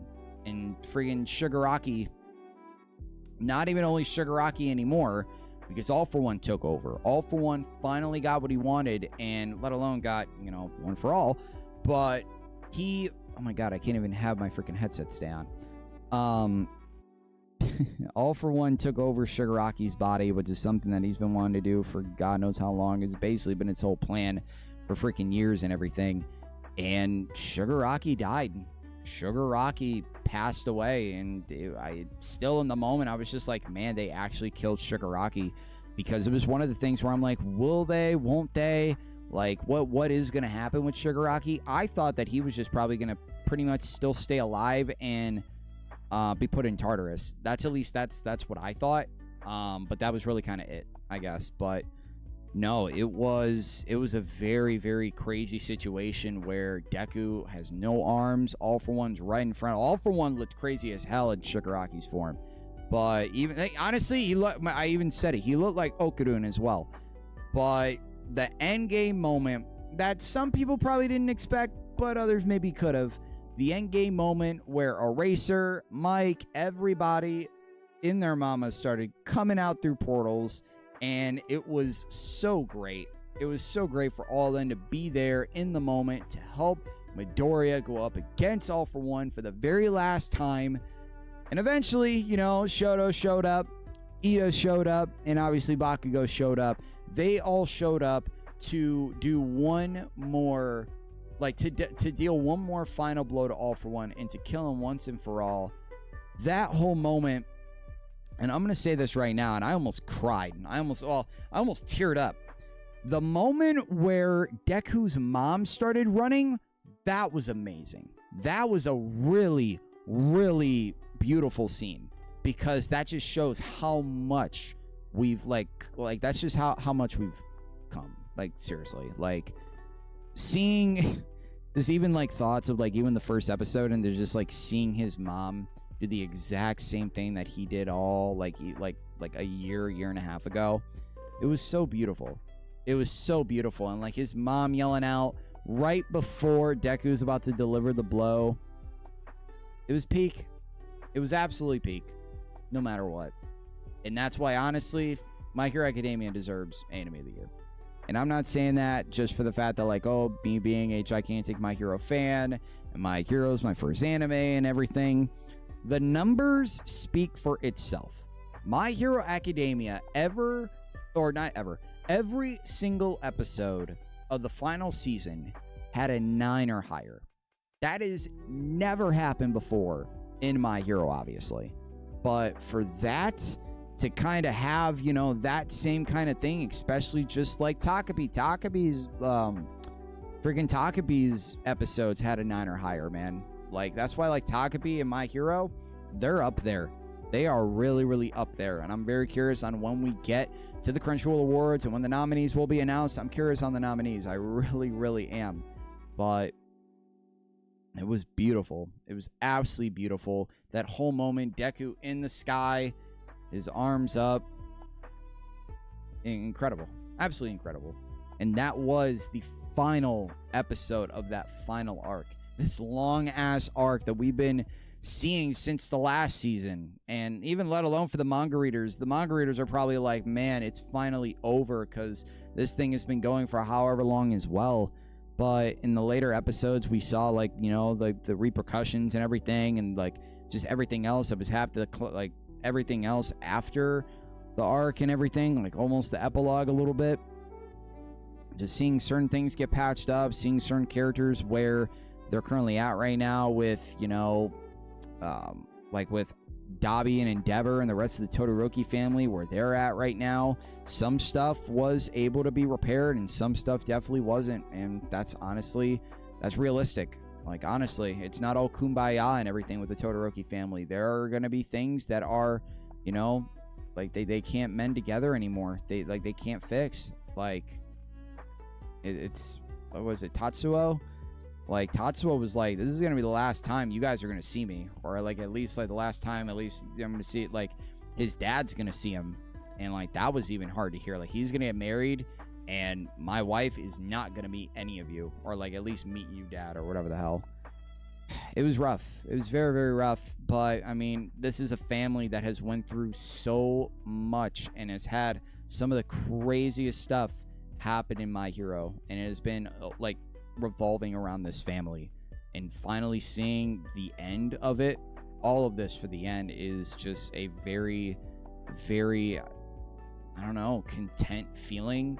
Or just like, you know, for somebody that has really watched this family just go through all this stuff and just thinking like, man, it's finally over now, things can finally, you know, like settle down now, and everything is just crazy. It's absolutely insane.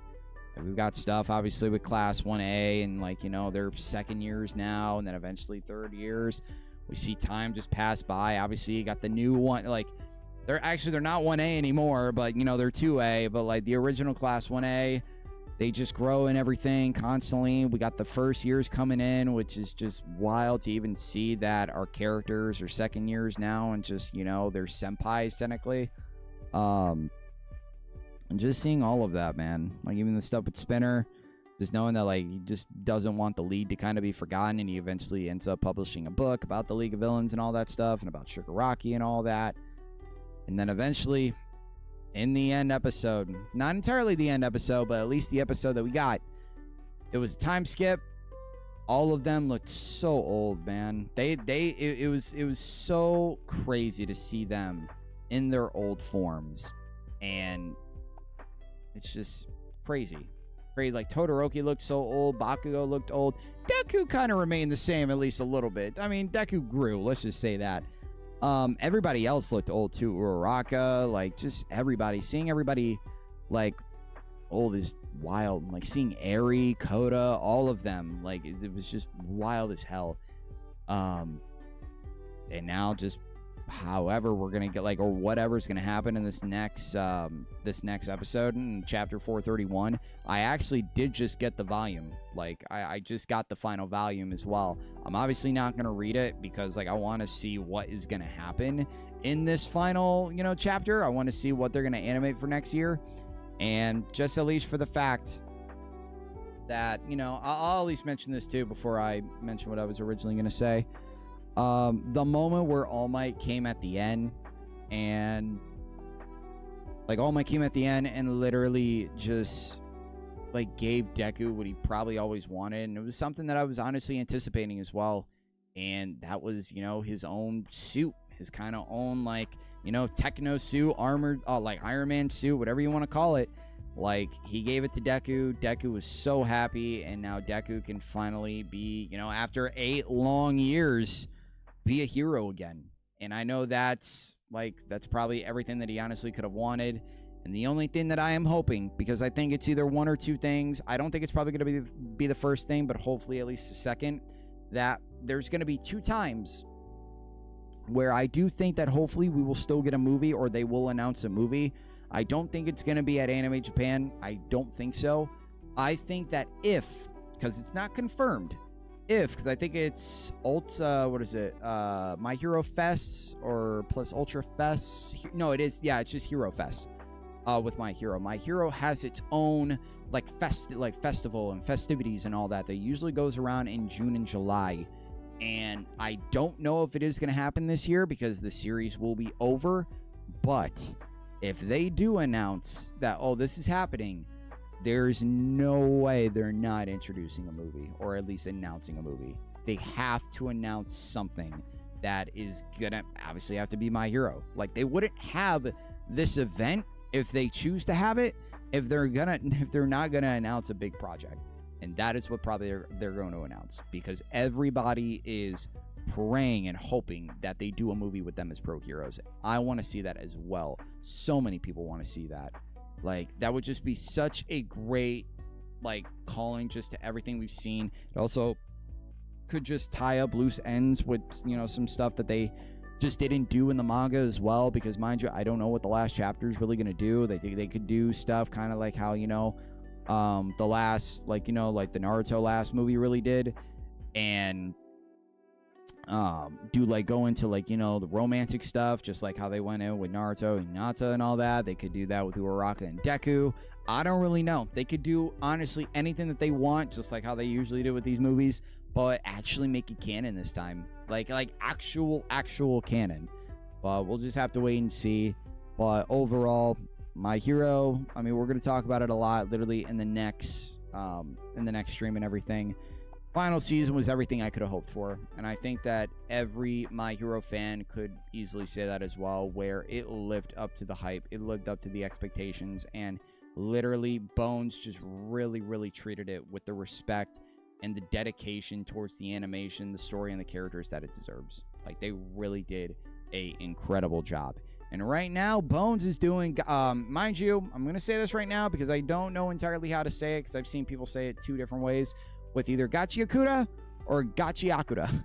No matter what, Bones is doing this show as well, and I'm hearing so many good things about that, but we will get into that in a minute. But overall, finishing up at least this first part, My Hero Academia final season was everything that I could have hoped for. It was a very solid conclusion to an incredible story, and honestly an incredible journey with me, just getting into anime and, you know, finally seeing this show for the very last time, the very last plus, like, possible plus ultra on the channel, just all of that. It was a very amazing reaction season that I did for My Hero Academia, and I hope you guys loved it as well.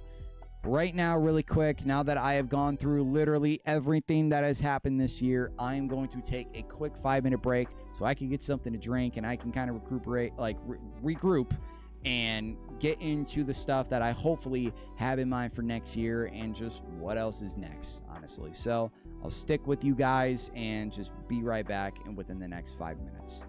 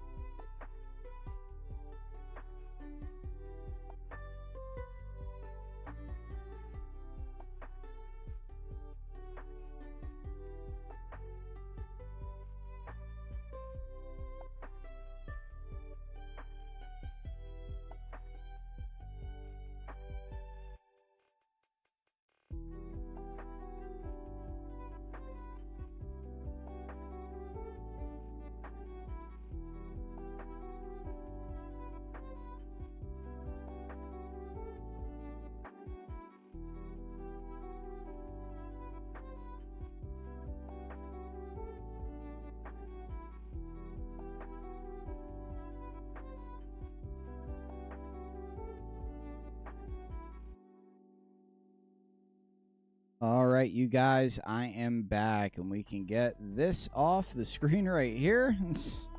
Because, yes, we have officially talked about everything that we have talked about for this year, and this year, like, in general.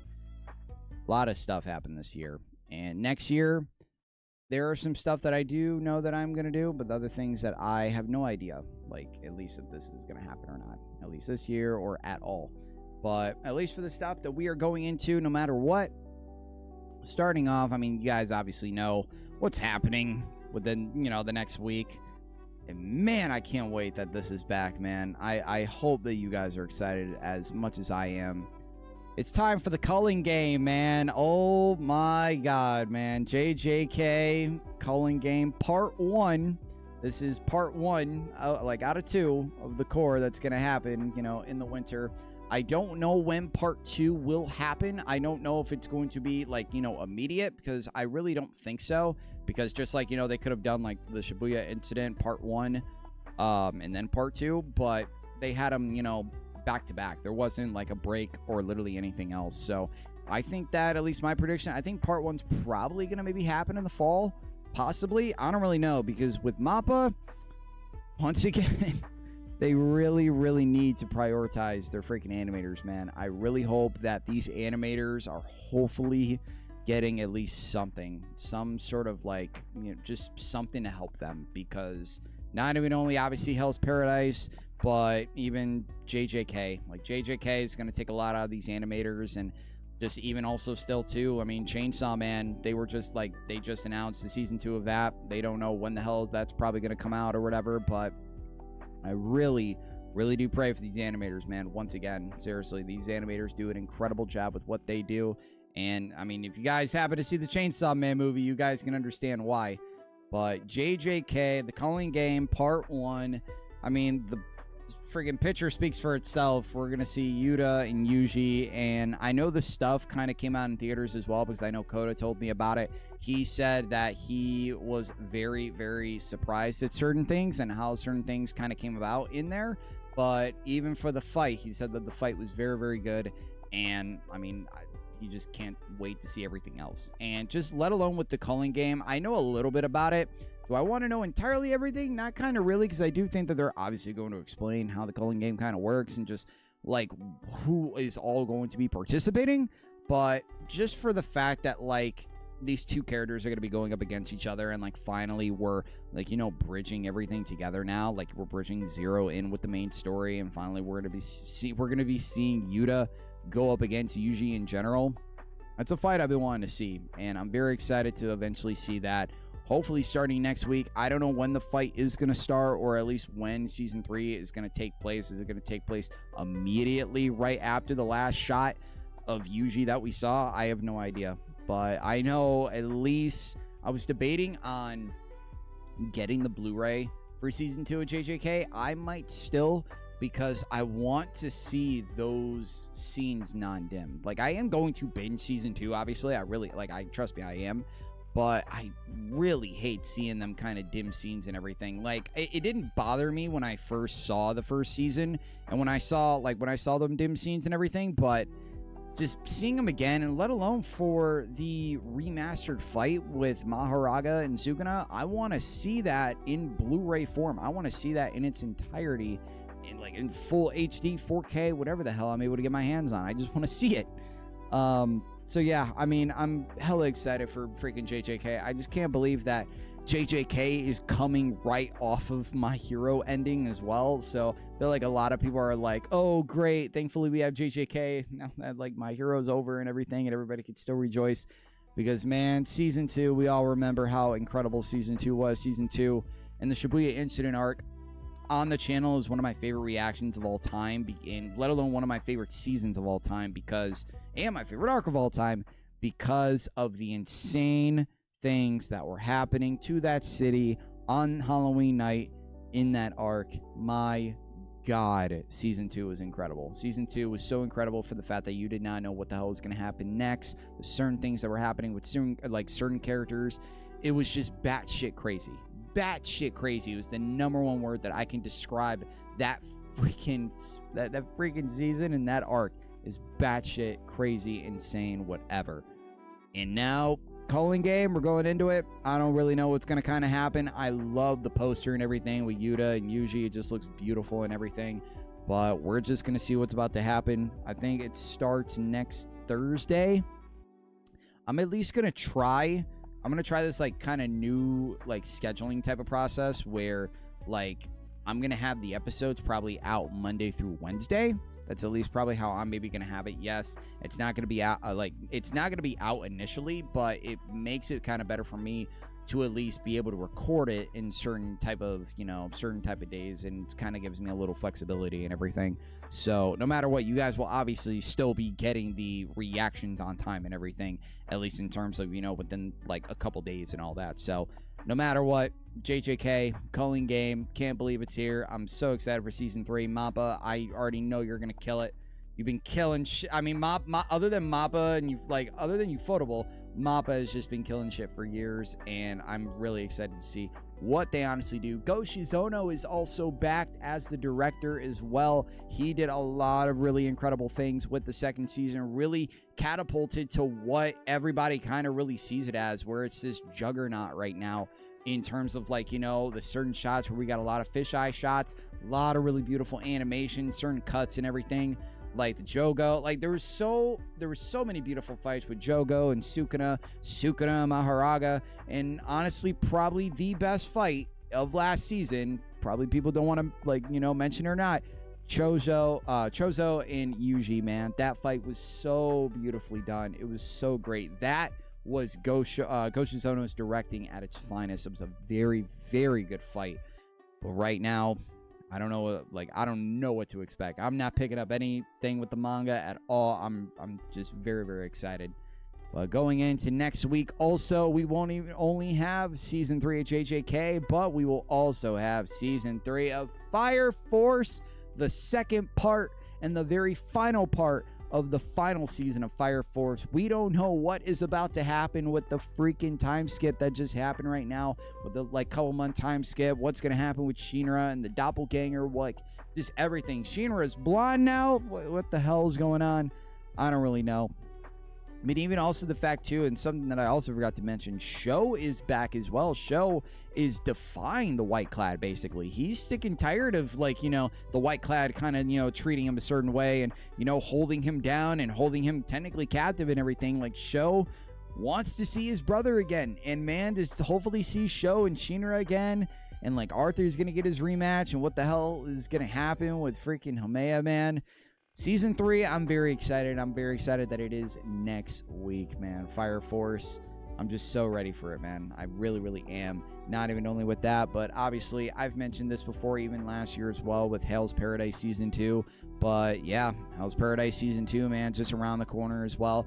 I really, once again, have loved the kind of dynamic and the premise with the show, where it really is just a mystery almost. It's a real big mystery on this island being so mentally effed up. It messes with people's minds visually. It's just man, this feels like paradise, but in a whole freaking different way. This feels like mystic, magical, all that kind of stuff, because it looks beautiful with certain type of things, with all these flowers and everything. But once you start seeing what's actually happening on the island, and once you see what else is on the island, it's going to be a whole different scenario.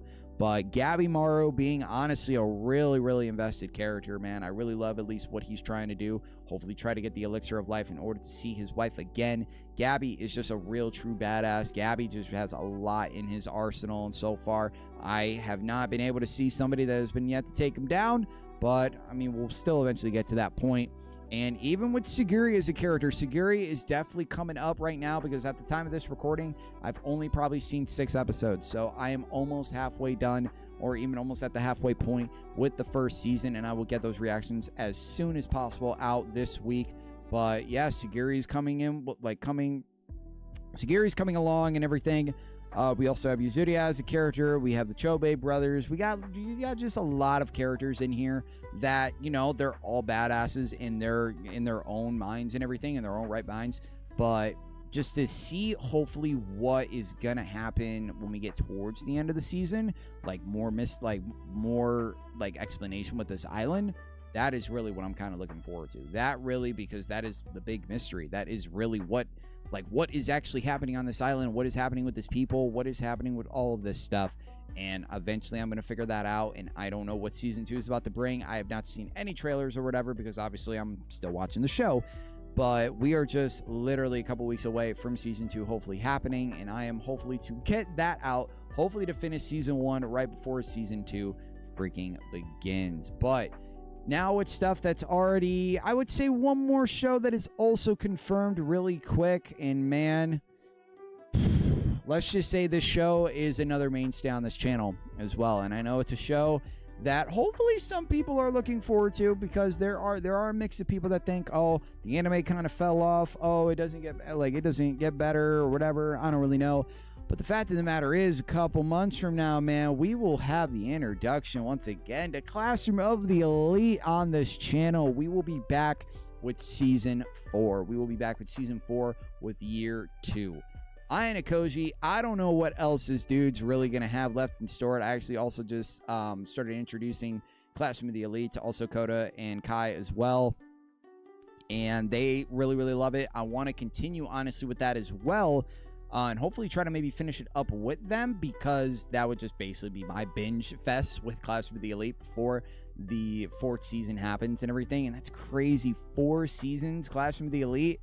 That's wild, man. It's honestly really crazy. 4 seasons. That is just like, I binged through this show for the first 2 seasons, and then we did, I think, it came out last year with the 3rd season and everything, and now Classroom of the Elite season 4 is around the corner. I am really looking forward to seeing, okay, why does that dude look like Sasuke? Why does that dude look like Sasuke? Where I'm just like looking at him right now, and he has that Uchiha cut. What in the world? But either way, I'm just very looking forward to seeing, what are these characters really going to bring? What are the second years really going to kind of bring, no matter what? But no, I'm just very excited. I mean, Classroom of the Elite, I know a lot of you guys love it, and I love it as well. I'm very excited to get back with the show, and I just cannot wait for when that eventually happens in the spring, for when that happens, man. I'm hella excited. But one show, and I'm making this promise to you right now, and I don't care if any other shows get announced. I don't really give a shit. No matter what, I am doing Steins Gate in the spring. Yes, I know. I have pushed this show off for so long, and I truly apologize for that. I really do. But I can say this full confidence. I will do Steins Gate in the spring. I've had 2 years to do this show. I've had 2 years to do it. But even also still, I was originally going to react to this show in the fall, but then you guys also wanted Hell's Paradise more than Steins Gate. So I actually did give you guys the choice to vote. But, I mean, still, no matter what, a lot of people want me to react to this. I want to see this. It's still a show that I'm just like, what is going to happen and everything. I'm just like, I'm very excited. I'm very excited that hopefully I can get to this point and freaking watch Steins Gate, because this show will run through the spring all the way through the summer. I can definitely say that. Steins Gate, I'm excited. There's nothing really else I can say with the show, because I'm trying to still once again keep my eyes away from Steins Gate. I'm not really trying to see anything or anything, because I'm that excited, and I'm really trying to keep in the dark with this show. I don't want to know anything at all, let alone even the premise. Even if it's about time travel, I don't want to know anything. But I'm very excited. Steins Gate will happen in the spring, and not even only that will happen in the spring, but guys as well, because sadly it's coming out in the winter, but I won't be able to react to it until the spring. That is My Hero Academia Vigilantes, the 2nd season. So even as well, I'm not saying that I'm not giving the show a chance or anything else. I am just curious on what the show is going to bring. Is this show going to kick into another gear and everything that hopefully I can anticipate it going? Because still, I think that the show definitely has some stuff to bring. I really do. I can kind of see even a little bit at the top as well. You got Fat Gum also, coming in here, maybe being more of a character as well. But even still, I'm just really, really curious on what they're going to be doing with this antagonist as well. Is he going to start to take over other people as well? Is he going to start to mess with people kind of close to these characters or whatever? I don't really know. But I want to see more character progression with, Knuckle Duster was mostly the one that we saw in the first season because he was going through a lot because it was his daughter. That was, you know, the main antagonist that we were seeing. It was his actual daughter. And that was, once again, messed up entirely because Dunko Duster was going through that, and it looked like he wasn't phased at all either. I want to see more with Pop Step. I want to see more, at least with her doing hero stuff. But obviously, I want to see more with Skycrawler. I want to see more with him. Like, just, I really think that there is a lot more that, honestly, they could do with him. And hopefully this season just, you know, progresses on that. I really, really hope. But yeah, Season 2, Vigilantes, also coming out in the spring as well. So you got Steins Gate, you got Clash with the Elite, and you got Vigilantes all happening in the spring. Hopefully, you know, more eyes will kind of be on Vigilantes. I know it's going to be kind of tough in the winter with all the eyes being on all the eyes being on other shows, but Vigilantes, hopefully they do something. They do something really to take them to that next level. But we are going to be getting into shows that not even only are still announced, but shows that have already happened that I will hopefully do next year. And this one is looking to be one of the biggest shows, not even only coming out of next year, but one of the biggest shows going forward. And I know a lot of you guys, if you guys are probably seeing this, if you guys are seeing this in, like, you know, in the VOD or whatever, I swear, if I could try to make it happen, because I really want to see this. I want to see Gachi Akuda. I want to see Gachi Akuda, however the hell they pronounce it. I want to see this show. I love, number one, I love the art style. The art style catches me right off guard. And like immediately when this show started coming out, I think it was last summer, when this show started coming out, I mean, how could you not automatically look at the show and not think that it's like probably going to be one of the best shows out there? Like, you got Bones not even only doing this, but just the character art and even some of the action. I haven't really seen much with this show. I don't know really. I don't know the characters. I haven't seen really anything. I have not seen nothing because I, once again, really want to go completely blind with this show that I will hopefully see next year. And I really honestly want to, because they announced the second season, which obviously was going to happen. And we don't know when the second season is going to happen. It could happen next fall for I care. So that's even one of the things where, like, if the second season happens for next year, I want to see this show. I want to get this show out. I want to see it. And, like, it's going to become one of the biggest shows out there, and it already is. So, Gachi Akuda, however you freaking pronounce it. I really want to see this show. It looks insane. It looks beautiful. I love the apocalypse type, you know, waste world, whatever you want to call it. I love that look, the kind of Borderlands type look a little bit. I just like how, I love how the characters look and everything. I think it just looks sweet. It looks crazy, and that's honestly what I'm probably going to love about it, if it is that. But yeah, I want to see this show next year. And even for a show, we're going to see, because there's two reasons why this show has been on here twice. And it's for two reasons. One, it's for, and I'm not talking about this show, but it's for the fact that, like, this show, at least monetization wise and, you know, mature wise, I don't know really how I'm going to do this show, even though I know you guys voted for it. I don't know how I'm going to do it, especially for the fact that I don't know where I'm going to put it. But I am still, once again, putting this show that I will hopefully do for next year, hopefully, is Baki. Now, I was probably trying to do Baki around the fall time, but then stuff started coming out. You had One Punch that was announced for the fall, and imagine that was months ago before, you know, the stuff started happening. I knew My Hero was going to come out and all this other stuff. I just couldn't find the right opportunity, especially with Hell's Paradise. I wanted to see that, and I couldn't put Baki really anywhere. So I'm still holding out hope that I am going to see this show next year, hopefully. It's not going to be until probably after the summer or fall. Like, literally summer, fall, like middle to end of next year, I will probably see Baki. But even you guys also voted. You guys want to see Steins Gate more than Baki as well, I believe. Yeah, I believe. Maybe that's just me. I don't know. Maybe that's just for the fact that, like, maybe I want to do Steins Gate first. I don't know. But Baki, hopefully I am able to do it next year. And hopefully it just, you know, ends up like that.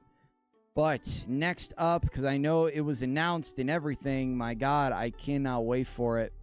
Tokyo Revengers is coming back. Their 4th season will be happening this year. I'm probably predicting that it is either going to happen, obviously, in the summer or the fall. Now, I really hope that, honestly, it happens in either of those two, because if it happens in the spring, which I'd be kind of shocked because I feel like they would have announced it by now, I will not have literally any time to do Tokyo Revengers at all, because I don't want to miss out on Vigilantes, and I don't want to push Vigilantes either, because I will just never see it. But Tokyo Revengers Season 4, my God, I don't want to go into like everything that happened in the 3rd season, but let's just say a lot happened, with the main thing being Kiseki died. And I hope he's dead, because I don't want to have the thoughts thinking like, oh, maybe that was just a way for him to go back into the past and just, or back into the future, or whatever the hell else. There was just so much that happened in the 3rd season with Tokyo Revengers, and my God, I don't know where this show is gonna go now. I'm hearing things that like, oh, this is where the show starts going downhill. We'll just have to wait and see. Once again, I do not know the ending for this show, and I'm so glad that I still don't know the ending for the show, because it's still one of the things where it's like, I'm either gonna hate it or I'm gonna like it. I'm gonna be a one of the freaking two, because a majority of everybody really hates the ending of Tokyo Revengers, and I really honestly am curious on how that is. But yeah, Tokyo Revengers, man, it's coming out next year. Don't know obviously if it's coming out summer or fall, but I'm really looking forward to Season 4. That will be happening, of course, next year. And then obviously it's not happening next year, but just a little side note to kind of also say this as well, because Mashal was also confirmed for a 3rd season and their final season. It's not happening next year, probably, maybe, we don't know, at least confirmation yet. But we can at least expect Mashal within either next year or 2027. I'm very excited that hopefully Mashal will just get the... I know it like gets recognition, but it's like, man, this show is just really, really... I know like some people don't care about the story, but like, how can you not love this character and not just find enjoyment with this show? This show is hilarious. This show is great. And for the 3rd season and the final season, I'm definitely doing it for the channel, and I'm about to end it one hell of a way on here. So 3rd season of Mashal is confirmed. Don't know when, but it is obviously confirmed. And another show that is confirmed, and it has a release date of sadly 2027, and that is freaking Dandadan, man. Dandadan season freaking 3. One of the biggest animes out there, man. We all at least had the feeling that Dandadan was going to be able to come out probably like 2026, because so far it had that kind of thing. We're like, oh, we did it in 2024. We're going to do it in 2025. So we're thinking, oh, maybe 2026.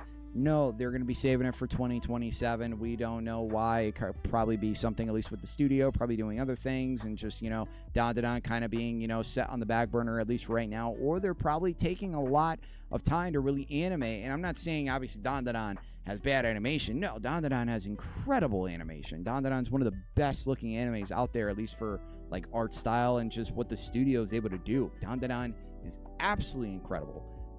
But at least the 3rd season, I wish that it was coming out next year. I wish that I could, like, just say this and be like, yo, I'm excited for Dandadan next year. No, it's 2027. So I at least just had to at least mention that. And then finally, well,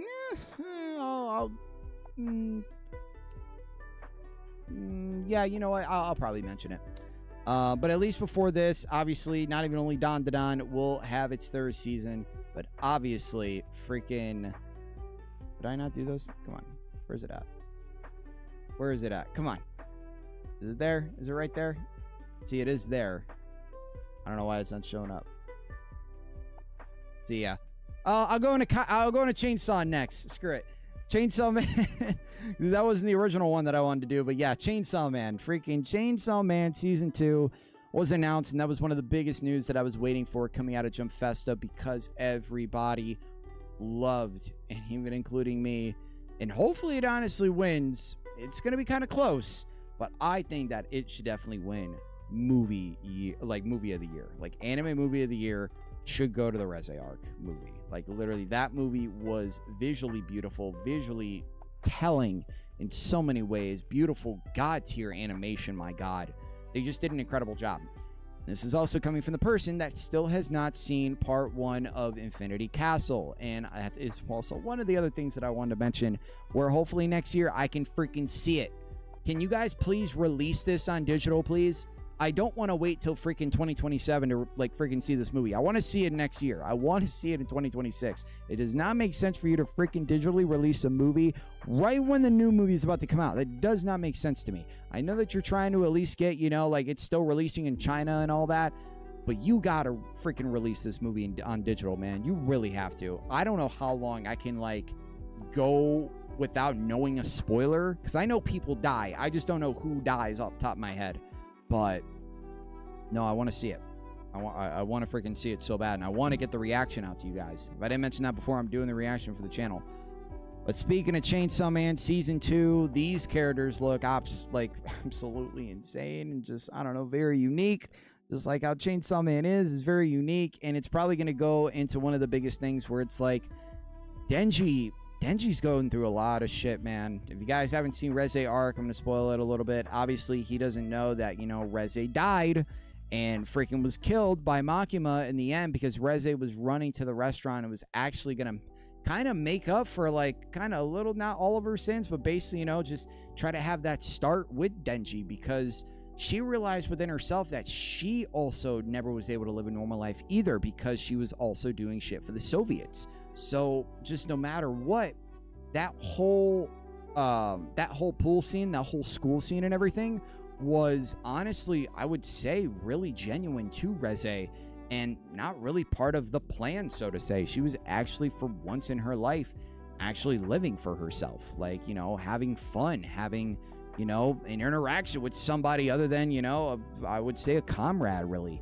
So Chainsaw Man Season 2, I'm very excited to see what they do. Chainsaw Man is one of the biggest shows that, honestly, at least for me right now, it's probably one of my #1 shows that I'm looking forward to every single time, because Chainsaw Man is so unpredictable, so insane that you just, even just not even only the animation, that hopefully they continue where they kind of, you know, continue with that kind of JJK like animation and kind of dip away from the CGI a little bit as well, because I think that's what really made Reze, the Reze art kind of stand out. That I want to see where these characters are going. I really want to see what is going to kind of put these characters in difficult positions. Is it going to be how Makima does things? What is also Makima, like, what does Makima have in store? What is her plan? Like, all that stuff. We obviously know Makima is the villain and everything. We just don't know what the hell her motive is. Probably only for the fact of just to keep, you know, Denji, like, under, like, just to keep Denji in check, really. Honestly, to not have anybody kind of come close to Denji and really kind of take Denji, you know, like, out of the city, you know, because how the country mouse and the city mouse, like, Denji is her mouse, and Makima wants him to be here, especially for her and what she possibly has in store. But I'm very excited for Chainsaw Man Season 2. I'm so glad that this news was announced. But the very last one, hopefully, that if it can come up, because I don't think it's at least coming up at least a little bit, unless I could just probably try to, you know, put up the image, because maybe I accidentally duplicated it, possibly. I think I probably did that. Yeah, I probably duplicated it. Yep. Kaiju number 8, the final season of Kaiju number 8 as well. I'm also excited for that too. They haven't, you know, put out a date for that as well, but I'm very excited for Kaiju number 8. Excited to see how everything is going to end, what is going to be, like, what's going to happen with 9, what's going to happen with the general, what is going to happen to the rest of the characters that we have seen so far, and just who in their right mind is going to try to stop 9. 9 is looking absolutely unstoppable, especially basically with the whole army with them. Who's going to be able to stop him? Will it be Kafka? Will it be Kikuru? Will it be Hoshino? Will it be freaking Army? Will it be any of them that can stop 9? We're going to have to wait and see. Probably not this, like, probably not 2026, but maybe at least 2027. I don't really know. But guys, I am very excited for Kaiju number 8. Pretty much that was all it that I wanted to talk about for this stream. I know I kind of at least rushed it in the end, but my throat is really giving out and everything. But oh man, my God, I need a new mic arm. I really need a new mic arm.